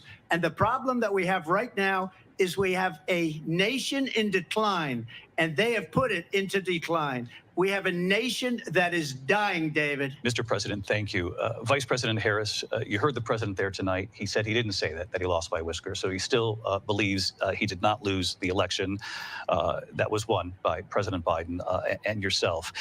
But I do want to ask you about some. So Trump is debating three people, as you can see. About this upcoming election just weeks away. He said, when I win, those people who cheated, and then he lists donors, voters, election officials, he says will be prosecuted to the fullest extent of the law, which will include long-term prison sentences. One of your campaign's top lawyers responded saying, we won't let Donald Trump intimidate us. We won't let him suppress the vote. Is that what you believe he's trying to do here? Donald Trump was fired by 81 million people. So let's be clear about that. And clearly he is having a very difficult time processing that. But we cannot afford to have a president of the United States who attempts, as he did in the past, to upend the will of the voters in a free and fair election. And I'm going to tell you that I have traveled the world as Vice President of the United States, and world leaders are laughing at Donald Trump. I have talked with military leaders, some of whom work with you, and they say you're a disgrace. And when you then talk in this way in a presidential debate and deny what over and over again are court cases you have lost because you did, in fact, lose that election, it leads one to believe that perhaps we do not have in the candidate to my right the temperament or the ability to not be confused about fact. That's deeply troubling, and the American people deserve better. I'll give you 1 minute to respond, Mr. President. Let me just say about world leaders. Viktor Orban, one of the most respected men, they call him a strong man. He's a tough person, smart. Prime Minister of Hungary. They said, why is the whole world blowing up? 3 years ago, it wasn't. Why is it blowing up? He said, because you need Trump back as president. They were afraid of him. China was afraid, and I don't like to use the word afraid, but I'm just quoting him. China was afraid of him. North Korea was afraid of him. Look at what's going on with North Korea, by the way. He said Russia was afraid of him. I ended the Nord Stream 2 pipeline, and Biden put it back on day one, but he ended the XL pipeline. The XL pipeline in our country, he ended that. But he let the Russians build a pipeline going all over Europe and heading into Germany, the biggest pipeline in the world. Look, Viktor Orban said it. He said the most respected, most feared person is Donald Trump. We had no problems when Trump was president. But when this weak, pathetic man that you saw at a debate just a few months ago, that if he weren't in that debate, he'd be running instead of her. She got no votes. He got 14 million votes. What you did, you talk about a threat to democracy. He got 14 million votes, and they threw him out of office. And you know what? I'll give you a little secret. He hates her. He can't stand her. But he got 14 million votes. They threw him out. She got 0 votes. And when she ran, she was the first one to leave because she failed. And now she's running. I don't understand it, but I'm okay with it because your time is I think up. we're going to do very well. We've got a lot more to get to. Turning now to the Israel-Hamas war and the hostages who are still being held, Americans among them. Vice President Harris, in December, you said, quote, Israel has a right to defend itself, but you added, quote, it matters how, saying international humanitarian law must be respected. Israel must do more to protect innocent civilians. You said that 9 months ago. Now an estimated 40,000 Palestinians are dead. Nearly 100 hostages remain. Just last week, Prime Minister Benjamin Netanyahu said there's not a deal in the making. President Biden has not been able to break through the stalemate. How would you do it? Well, let's understand how we got here. On October 7, Hamas, a terrorist organization, slaughtered 1,200 Israelis. Many of them young people who were simply attending a concert. Women were horribly raped. And so absolutely, I said then, I say now, Israel has a right to defend itself. We would. And how it does so matters. Because it is also true, far too many innocent Palestinians have been killed. Children, mothers. What we know is that this war must end. It must end immediately, and the way it will end is we need a ceasefire deal and we need the hostages out. And so we will continue to work around the clock on that. Work around the clock, also understanding that we must chart a course for a two-state solution. And in that solution, there must be security for the Israeli people and Israel, and in equal measure for the Palestinians. But the one thing I will assure you always, I will always give Israel the ability to defend itself, in particular as it relates to Iran and any threat that Iran and its proxies pose to Israel. But we must have a two-state solution where we can rebuild Gaza, where the Palestinians have security, self-determination, and the dignity they so rightly deserve. President Trump, how would you negotiate with Netanyahu and also Hamas in order to get the hostages out and prevent the killing of more innocent civilians in Gaza? If I were president, it would have never started.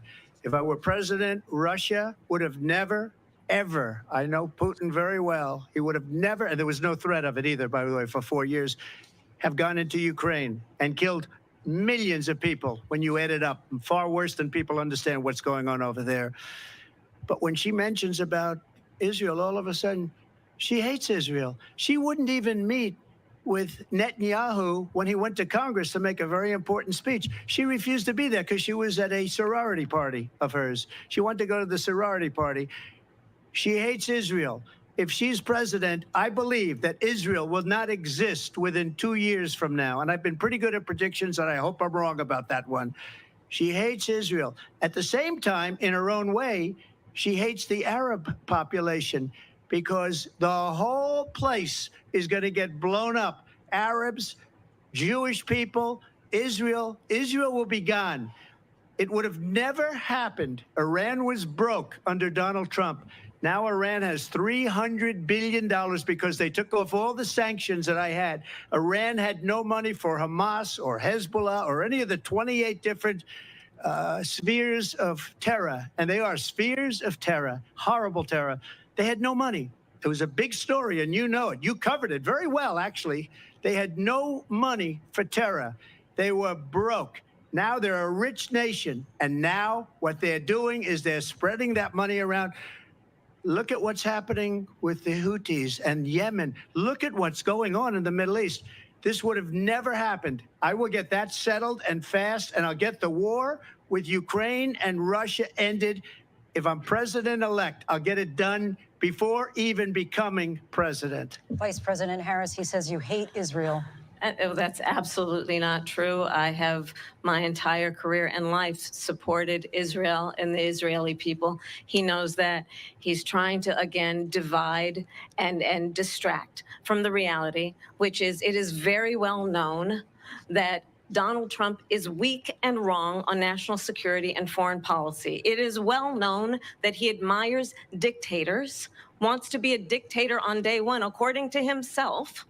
It is well known that he said of Putin that he can do whatever the hell he wants and go into Ukraine. It is well known that he said when Russia went into Ukraine, it was brilliant. It is well known he exchanged love letters with Kim Jong-un. And it is absolutely well known that these dictators and autocrats are rooting for you to be president again because they're so clear they can manipulate you with flattery and favors. And that is why so many military leaders who you have worked with have told me you are a disgrace. That is why we understand that we have to have a president who is not consistently weak and wrong on Vice national President security, Harris. including the importance of upholding and respecting in highest regard our military. Vice President Harris, thank you. They're the ones, and she's the one that caused it, that's weak on national security by allowing every nation last month for the year, 168 different countries sending people into our country. Their crime rates are way down.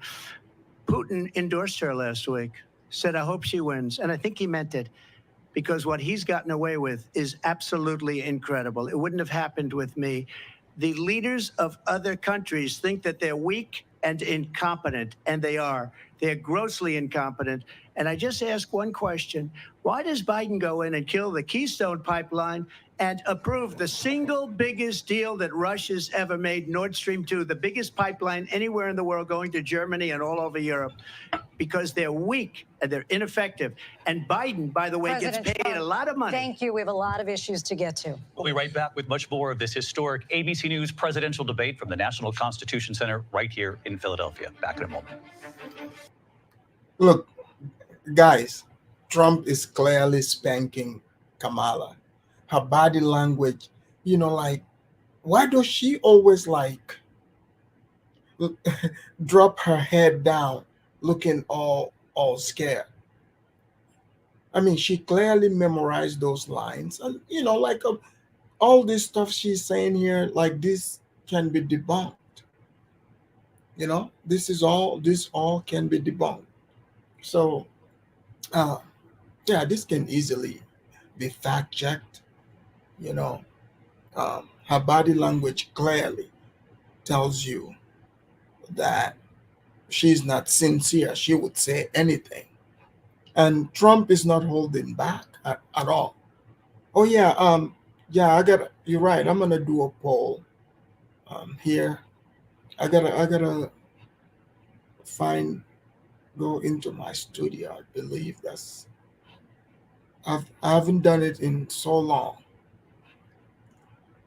So guys, put it in the chat. What do you guys think so far in the debate? You know, like she's trying to like pull Trump into like a shouting match, and you notice Trump, used her own tactic against her, because they were waiting for her to get a moment where she would, put Trump in his place to say, I'm speaking. And Trump just hit her with that, like right out the gate. And now, even if she does it, it's not gonna matter, because she's already been accused of, looking for that moment. That's why she wanted the mic open. But clearly, though, like the moderator is definitely against Trump. Like he is debating both of them. I mean, so it's nothing different there.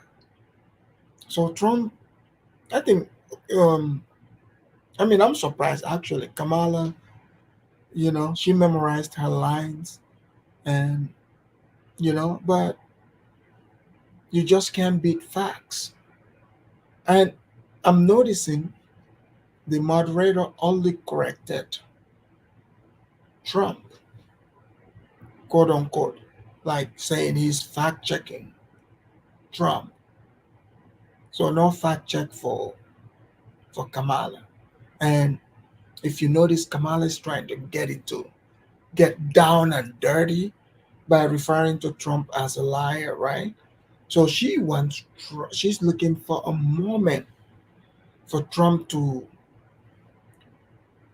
say something, like respond the same way to her, and then boom, they would say, "You see, misogyny, misogyny," and like there are people that would definitely fall for this.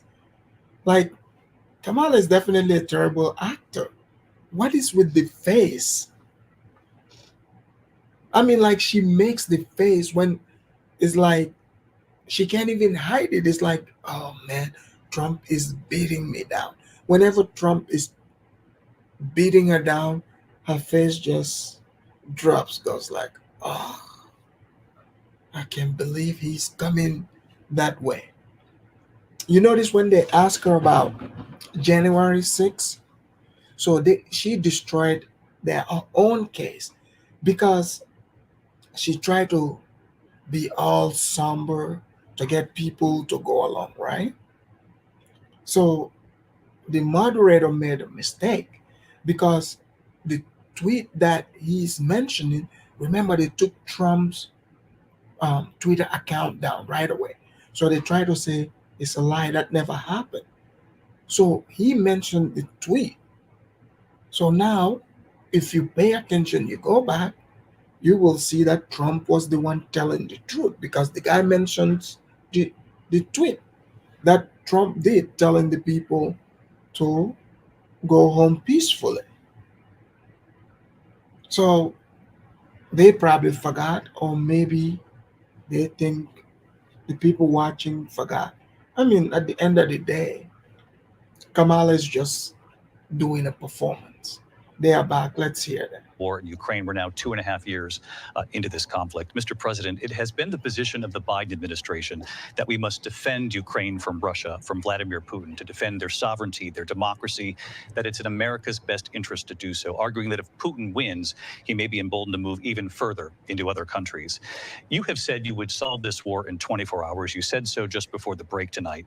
How exactly would you do that? And I want to ask you a very simple question tonight. Do you want Ukraine to win this war?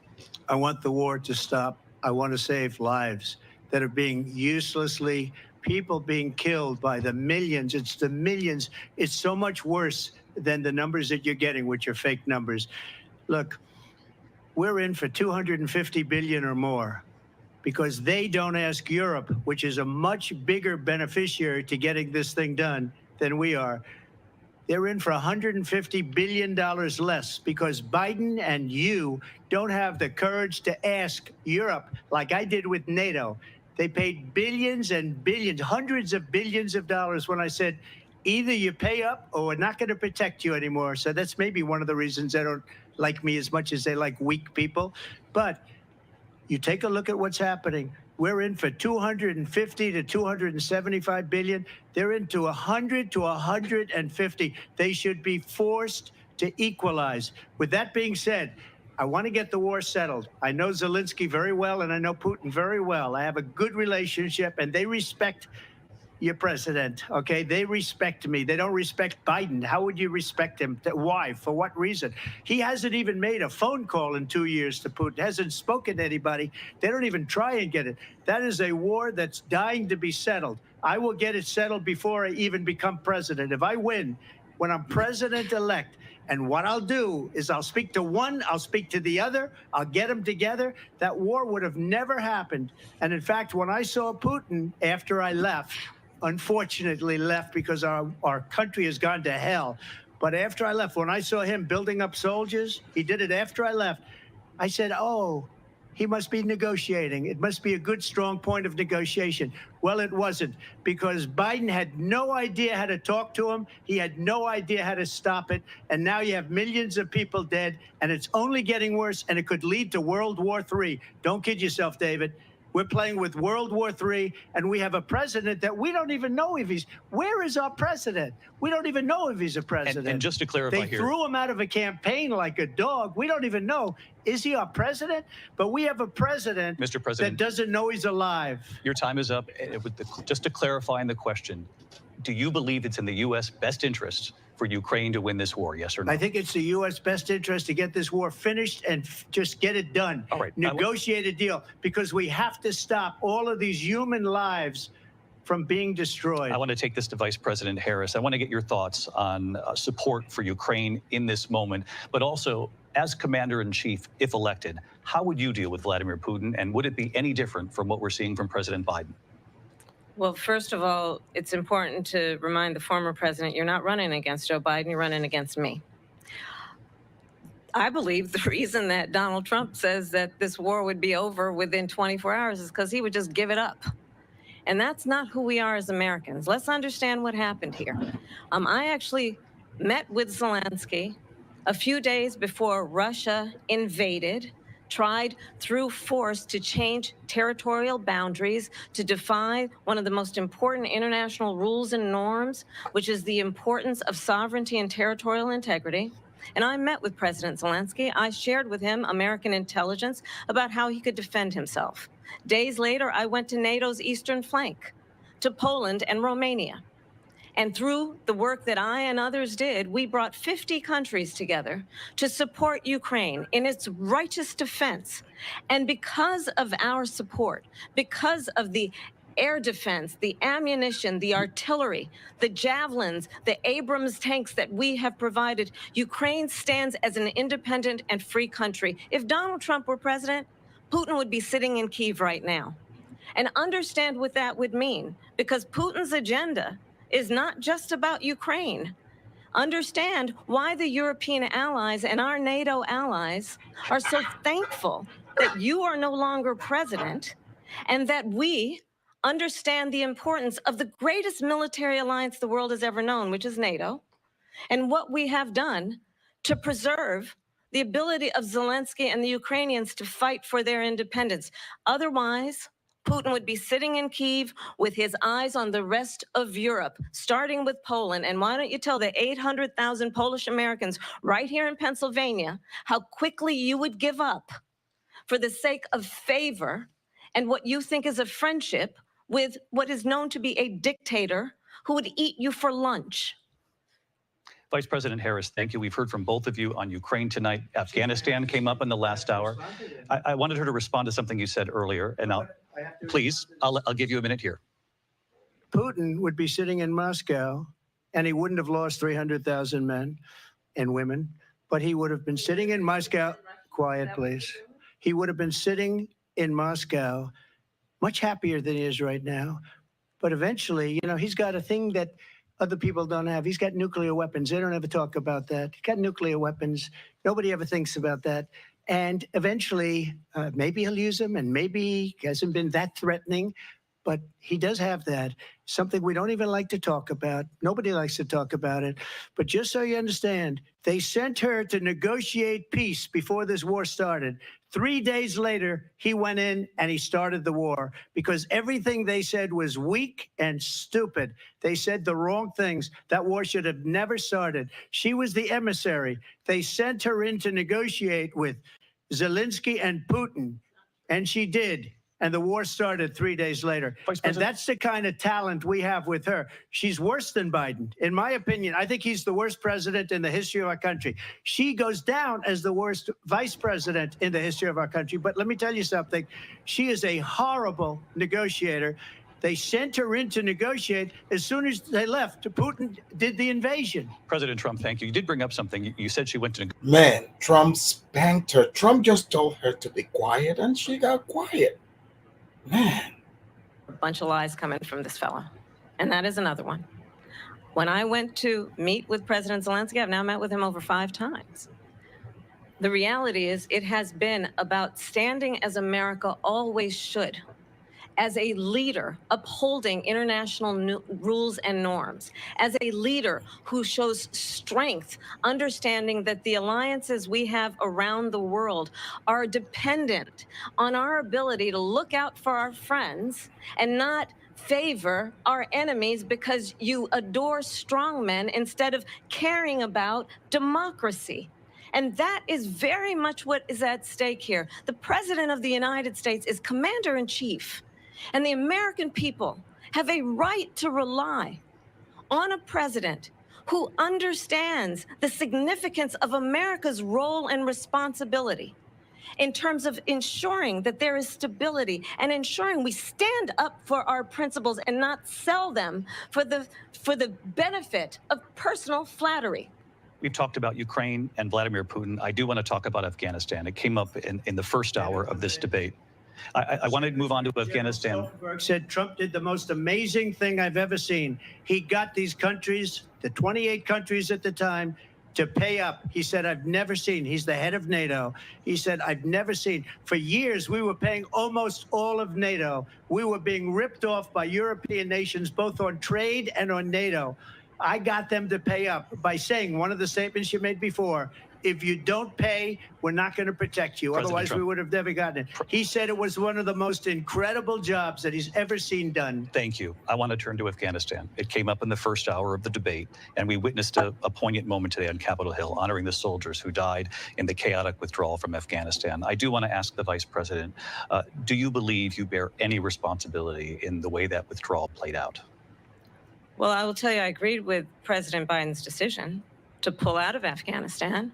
4 presidents said they would, and Joe Biden did. And as a result, America's taxpayers are not paying the $300 million a day we were paying for that endless war. And as of today, there is not one member of the United States military who is in active duty in a combat zone in any war zone around the world, the first time this century. But let's understand how we got to where we are. Donald Trump, when he was president, negotiated one of the weakest deals you can imagine. He calls himself a deal maker. Even his national security advisor said it was a weak, terrible deal. And here's how it went down. He bypassed the Afghan government. He negotiated directly with a terrorist organization called the Taliban. The negotiation involved the Taliban getting 5,000 Taliban terrorists released. And get this, and the president at the time invited the Taliban to Camp David, a place of storied significance for us as Americans, a place where we honor the importance of American diplomacy, where we invite and receive respected world leaders. And this former president, as president, invited them to Camp David because he does not, again, appreciate the role and responsibility of the President of the United States to be commander-in-chief with a level of respect. And this gets back to the point of how he has consistently disparaged and demeaned members of our military, fallen soldiers, and the work that we must do to uphold the strength. Sorry, guys, but what is Kamala talking about right now? She's all over the place. Response to her saying that you began the negotiations with the Taliban. So if you take a look at that period of time, the Taliban was killing our soldiers, a lot of them, with snipers. And I got involved with the Taliban because the Taliban was doing the killing. That's the fighting force within Afghanistan. They don't bother doing that because, they deal with the wrong people all the time. But I got involved. And Abdul is the head of the Taliban. He is still the head of the Taliban. And I told Abdul, don't do it anymore. You do it anymore, you're going to have problems. And he said, why do you send me a picture of my house? I said, you're going to have to figure that out, Abdul. And for 18 months, we had nobody killed. We did have an agreement negotiated by Mike Pompeo. It was a very good agreement. The reason it was good, we were getting out. We would have been out faster than them, but we wouldn't have lost the soldiers. We wouldn't have left many Americans behind, and we wouldn't have left $85 billion worth of brand new, beautiful military equipment behind. And just to finish, they blew it. The agreement said you have to do this, and they didn't do it. They didn't do it. The agreement was terminated by us because they didn't do what they were supposed to do. I want to move on. And these people did the worst withdrawal. And in my Hey, Trump sent Abdul his picture of his house. Kamala is over here saying nothing. Trump went straight to the point. He took a picture of Abdul's apartment. He showed it to him, and he complied. So let's move on. You recently said of Vice President Harris, quote, "I didn't know she was black until a number of years ago when she happened to turn black, and now she wants to be known as black." I want to ask a bigger picture question here tonight. Why do you believe it's appropriate to weigh in on the racial identity of your opponent? I don't, and I don't care. I don't care what she is. I don't care. You make a big deal out of something. I couldn't care less. Whatever she wants to be is okay with me. But those were your words, so I'm asking. I don't know. I mean, all I can say is I read where she was not black, that she put out, and I'll say that. And then I read that she was black, and that's okay. Either one was okay with me. That's up to her. That's up to her. Vice President Harris, your thoughts on this? I think it's, I mean, honestly, I think it's a tragedy that we have someone who wants to be president who has consistently, over the course of his career, attempted to use race to divide the American people. You know, I do believe that the vast majority of us know that we have so much more in common than what separates us, and we don't want this kind of approach that is just constantly trying to divide us, and especially by race. And let's remember how Donald Trump started. He was land, he owned buildings, and he was investigated because he refused to rent property to black families. Let's remember, this is the same individual who took out a full-page ad in the New York Times calling for the execution of 5 young Black and Latino boys who were innocent, the Central Park 5. Took out a full-page ad calling for their execution. This is the same individual. Kamala just set herself up. Watch how Trump is going to come back. And I think the American people want better than that, want better than this, want someone who understands, as I do, I travel our country. We see in each other a friend. We see in each other a neighbor. We don't want a leader who is constantly trying to have Americans point their fingers at each other. I meet with people all the time who tell me, can we please just have discourse about how we're going to invest in the aspirations and the ambitions? And you notice how she's refusing to say she's black. Black people are listening like, don't you dare say you're black. Have the same dreams and aspirations and want a president who invests in those, not in hate and division. Vice President Harris, thank you. Lindsay? President Trump, this is now your 3rd time. This is the most divisive presidency in the history of our country. There's never been anything like it. They're destroying our country, and they come up with things like what she just said. Going back many, many years, when a lot of people, including Mayor Bloomberg, agreed with me on the Central Park 5, they admitted, they said, they pled guilty. And I said, well, if they pled guilty, they badly hurt a person, killed a person ultimately. And if they pled guilty, then they pled, we're not guilty. But this is a person that has to stretch back years, 40, 50 years ago, because there's nothing now. I built one of the greatest economies in the history of the world, and I'm going to build it again. It's going to be bigger, better, and stronger. But they're destroying our economy. They have no idea what a good economy is. Their oil policies, every single policy. And remember this, she is Biden. You know, she's trying to get away from Biden. I don't know the gentleman, she says. She is Biden. The worst inflation we've ever had, a horrible economy because inflation has made it so bad, and she can't get away with that. Thank you. Your time is up. I want to respond to that, though. I want to just respond briefly. Clearly, I am not Joe Biden, and I am certainly not Donald Trump. And what I do offer is a new generation of leadership for our country, one who believes in what is possible, one who brings a sense of optimism about what we can do instead of always disparaging the American people. I believe in what we can do to strengthen our small businesses, which is why I have a plan. Let's talk about our plans and let's compare the plans. I have a plan to give startup businesses $50,000 tax deduction, to pursue their ambitions, their innovation, their ideas, their hard work. I have a plan, $6,000 for young families for the first year of your child's life, to help you in that most critical stage of your child's development. I have a plan that is about allowing people to be able to pursue what has been fleeting in terms of the American dream by offering a help with down payment of $25,000 down payment assistance for first-time home buyers. That's the kind of conversation, I believe, David, that people really want tonight, as opposed to a conversation that is constantly about belittling and name-calling. Let's turn the page Vice President and move Harris, forward. thank you. Let's turn to policy. President Trump, we have to move on. President Trump. Let's turn to policy, She has please. a plan to defund the police. She has a plan to confiscate everybody's gun. President Trump, she we has do a have to plan move to on to not other allow issues. fracking in Pennsylvania or anywhere else. Okay. That's what her plan is until just recently. I just need to respond.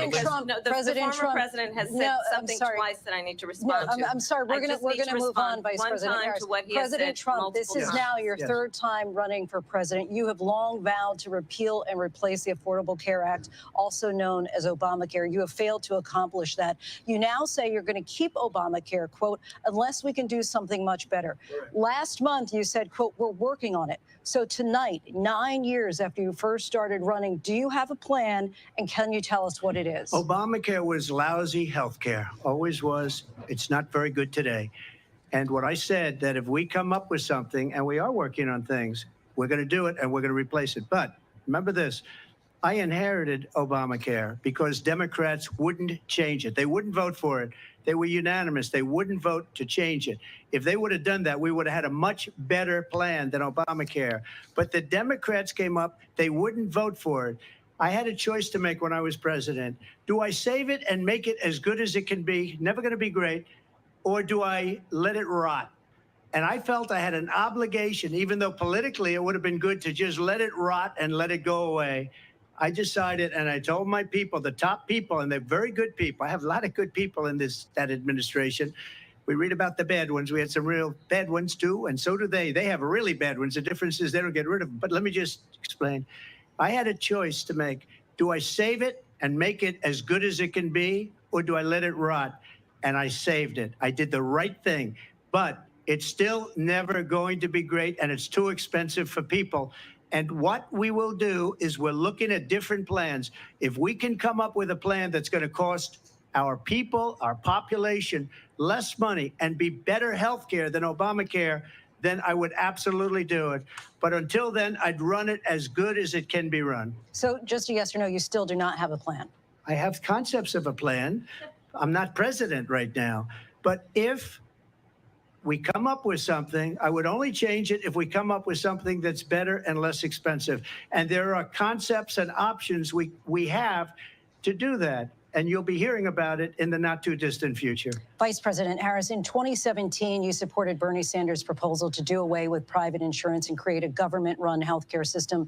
2 years later, you proposed a plan that included a private insurance option. What is your plan today? Well, first of all, I absolutely support, and over the last 4 years as vice president, private healthcare options. But what we need to do is maintain and grow the Affordable Care Act. But I'll get to that, Lindsay. I just need to respond to a previous point that the former president has made. I've made very clear my position on fracking. And then this business about taking everyone's guns away. Tim Walz and I are both gun owners. We're not taking anybody's guns away. So stop with the continuous lying about this stuff. As it relates to the Affordable Care Act, understand, just look at the history to know where people stand. When Donald Trump was president, 60 times he tried to get rid of the Affordable Care Act. 60 times. I was a senator at the time when I will never forget the early morning hours when it was up for a vote in the United States Senate. And the late, great John McCain, who you have disparaged as being, you don't like him, you said at the time, because he got caught. He was an American hero. The late, great John McCain, I will never forget that night, walked onto the Senate floor and said, no, you don't. No, you don't. No, you don't get rid of the Affordable Care Act. You have no plan. And what the Affordable Care Act has done is eliminate the ability of insurance companies to deny people with pre-existing conditions. I don't have to tell the people watching tonight, you remember what that was like? Remember when an insurance company could deny if a child had asthma, if someone was a breast cancer survivor, if a grandparent had diabetes? And thankfully, as I've been vice president, and we over the last 4 years have strengthened the Affordable Care Act, we have allowed for the first time Medicare to negotiate drug prices on behalf of you, the American people. Donald Trump said he was going to allow Medicare to negotiate drug prices. He never did. We did. And now we have capped the cost of insulin at $35 a month. Since I've been vice president, we have capped the cost of prescription medication for seniors at $2,000 a year. And when I am president, we will do that for all people, understanding that the value I bring to this is that access to health care should be a right and not just a privilege of those who can afford it. And the plan has to be to strengthen the Affordable Care Act, not get rid of it. Vice President prologue Harris, thank in terms you. of where Donald Trump stands on that. I want to move to an issue that's important for a She lot made a mistake. Number one, John McCain fought Obamacare for 10 years. But it wasn't only him. It were all of the Democrats that kept it going. And you know what? We can do much better than Obamacare, much less money. But she won't improve private insurance for people, private medical insurance. That's another thing she doesn't want to get. People are paying privately for insurance that have worked hard and made money, and they want to have private. She wants everybody to be on government insurance where you wait 6 months for an operation that you need immediately. President Trump, thank you. We have another issue that we'd like to get to that's important for a number of Americans, in particular younger voters, and that's climate change. President Trump, with regard to the environment, you say that we have to have clean air and clean water. Vice President Harris, you call climate change an existential threat. The question to you both tonight is, what would you do to fight climate change? And Vice President Harris, we'll start with you. 1 minute for you each. Well, the former president had said climate change is a hoax. And what we know is that it is very real. You ask anyone who lives in a state who has experienced these extreme weather occurrences, who now is either being denied home insurance or it's being jacked up. You ask anybody who has been the victim of what that means in terms of losing their home, having nowhere to go. We know that we can actually deal with this issue. The young people of America care deeply about this issue. And I am proud that as vice president over the last 4 years, we have invested $1 trillion in a clean energy economy, while we have also increased domestic gas production to historic levels. We have created over 800,000 new manufacturing jobs while I have been vice president. We have invested in clean energy to the point that we are opening up factories around the world. Donald Trump said he was going to create manufacturing jobs. He lost manufacturing jobs. And I'm also proud to have the endorsement of the United Auto Workers and Sean Fain, who also know that part of building a clean energy economy includes investing in American-made products, American automobiles. It includes growing what we can do around American manufacturing and opening up auto plants, not closing them like happened under Donald Trump. Vice President Harris, thank you. That didn't happen under Donald Trump. Let me just tell you, they lost 10,000 manufacturing jobs this last month. It's going, they're all leaving. They're building big auto plants in Mexico, in many cases owned by China. They're building these massive plants, and they think they're going to sell their cars into the United States because of these people. What they have given to China is unbelievable. But we're not going to let that. We'll put tariffs on those cars so they can't come into our country, because they will kill the United Auto Workers and any auto worker, whether it's in Detroit or South Carolina or any other place. What they've done to business and manufacturing in this country is horrible. We have nothing because they refuse. You know, Biden doesn't go after people because supposedly China paid him millions of dollars. He's afraid to do it. Between him and his son, they get all this money from Ukraine. They get all this money from all of these different countries. And then you wonder, why is he so loyal to this one, that one, Ukraine, China? Why is he? Why did he get $3.5 million from the mayor of Moscow's wife? Why did she pay him $3.5 million? This is a crooked administration, and they're selling our country down the tubes. President Trump, thank you. Thank you. We'll be right back with closing statements from both of our candidates. An historic night, this ABC News presidential debate from Philadelphia. Back in a moment. Look, man, guys, let's be real, man. Trump is punching, and he is punching hard. Look, Kamala can't even disguise it. It's like she is just been memorizing things, and when Trump jabs her with the left hook and the right hook, she falls apart. Okay, I mean it's crazy. Oh, Mimi's triggered. She's like, I'm not voting for none of them. Can't stand Trump guts. Hey, you're all up in your feelings. You know, I mean, look, it's not about you being in your feelings. It's about who's got the plan. Because we gotta elect somebody. You know, I mean, Kamala is clearly boring. You can see Trump is more exciting. You know, we need some excitement in our lives. Okay, so Trump is definitely hitting her hard. With the race thing, have you guys noticed?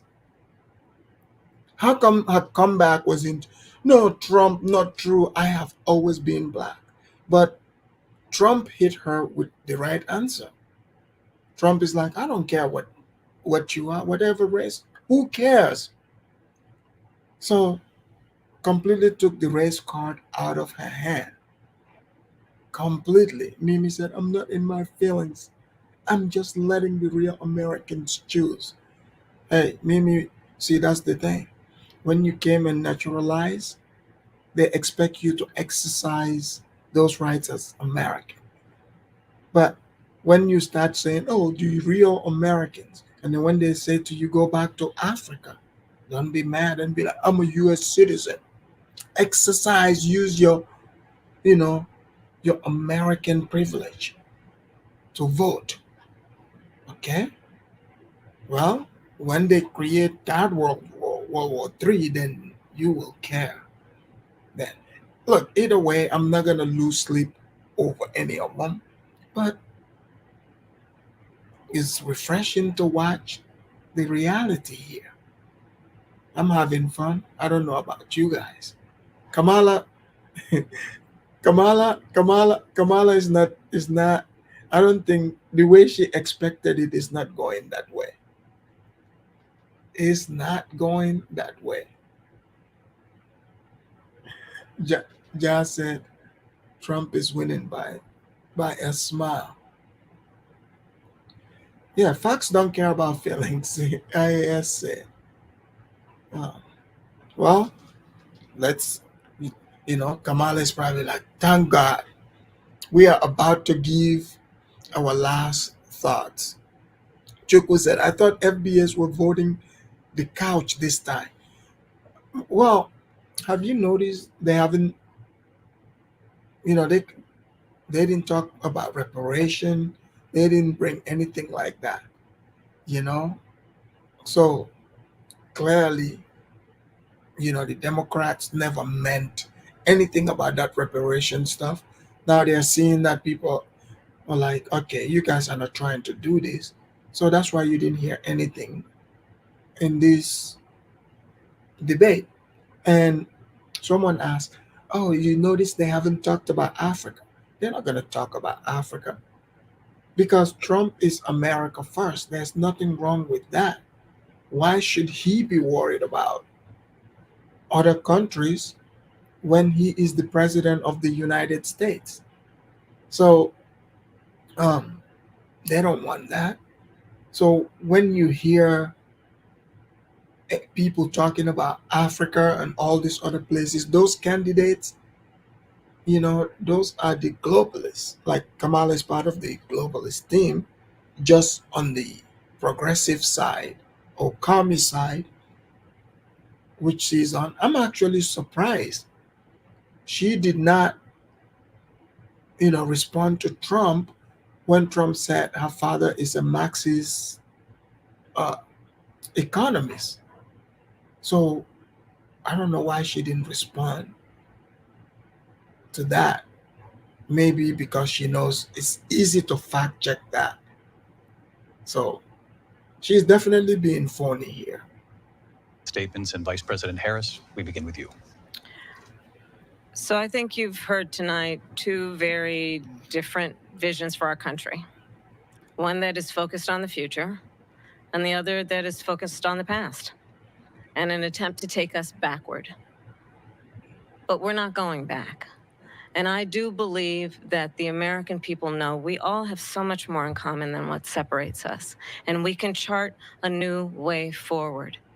And a vision of that includes having a plan, understanding the aspirations, the dreams, the hopes, the ambition of the American people, which is why I intend to create an opportunity economy, investing in small businesses, in new families, in what we can do around protecting seniors, what we can do that is about giving hardworking folks a break and bringing down the cost of living.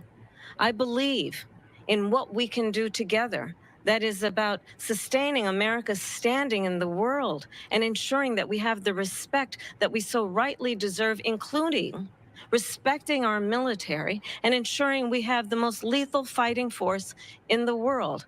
I will be a president that will protect our fundamental rights and freedoms, including the right of a woman to make decisions about her own body and not have her government tell her what to do. I'll tell you, I started my career as a prosecutor. I was a DA, I was an attorney general, a United States senator, and now vice president. I've only had one client, the people.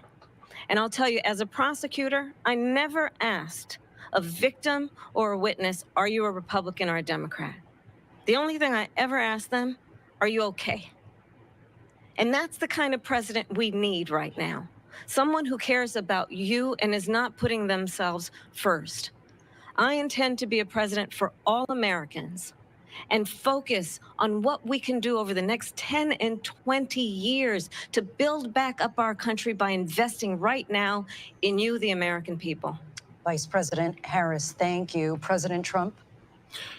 So she just started by saying she's going to do this, she's going to do that, she's going to do all these wonderful things. Why hasn't she done it? She's been there for 3.5 years. They've had 3.5 years to fix the border. They've had 3.5 years to create jobs and all the things we talked about. Why hasn't she done it? She should leave right now, go down to that beautiful White House, go to the Capitol, get everyone together and do the things you want to do, but you haven't done it and you won't do it because you believe in things that the American people don't believe in.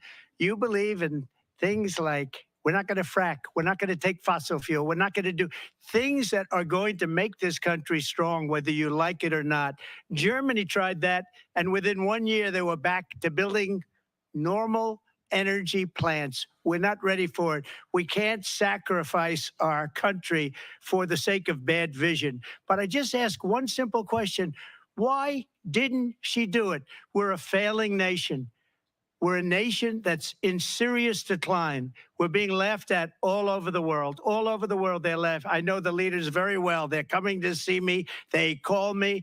We're laughed at all over the world. They don't understand what happened to us as a nation. We're not a leader. We don't have any idea what's going on. We have wars going on in the Middle East. We have wars going on with Russia and Ukraine.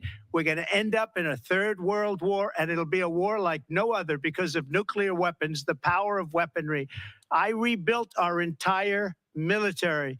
She gave a lot of it away to the Taliban. She gave it to Afghanistan.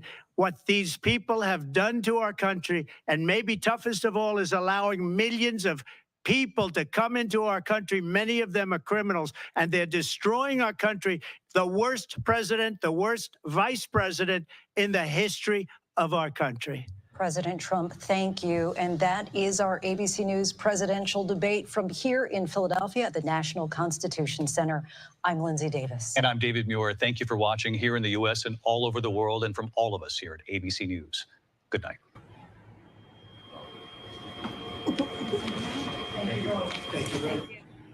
All right, and back out live there to Philadelphia. This is Andrew Kraft.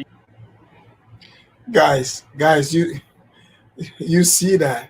Mimi, you're so mean. Mimi, I see your comment over here.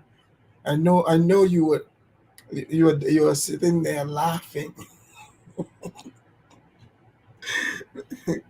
Mimi, I know you like Trump. You're just pretending or scared to admit it.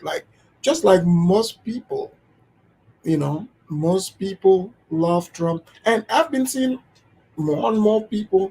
They no longer care who don't like them. They are just basically out there letting people know. Yeah, St. James, I totally agree that was a knockout. But watch, if you want to get a good laugh, go watch Roland Martin.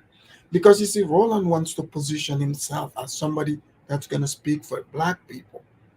But nothing was. So now I don't know how, Kamala did not say anything that is centered towards black people. So I don't know what he would have to say. But I'll definitely go to CNN, take some of their clips maybe tomorrow or so, and we will do some reviews and the fact checking on that. So guys, on that note, the debate is over, the party is over, and I want to stay long, but I gotta go eat. But thank you for coming, guys, and I will see you guys on the next one. I'm out.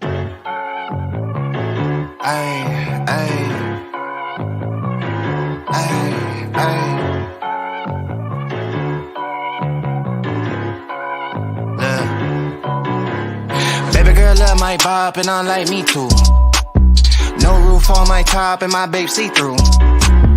Hating on the pen, don't stop, shit ain't gon' feed you. I've been all on my grind, so why I need you. Baby girl love my bop and I like me too. No roof on my top and my babe see through.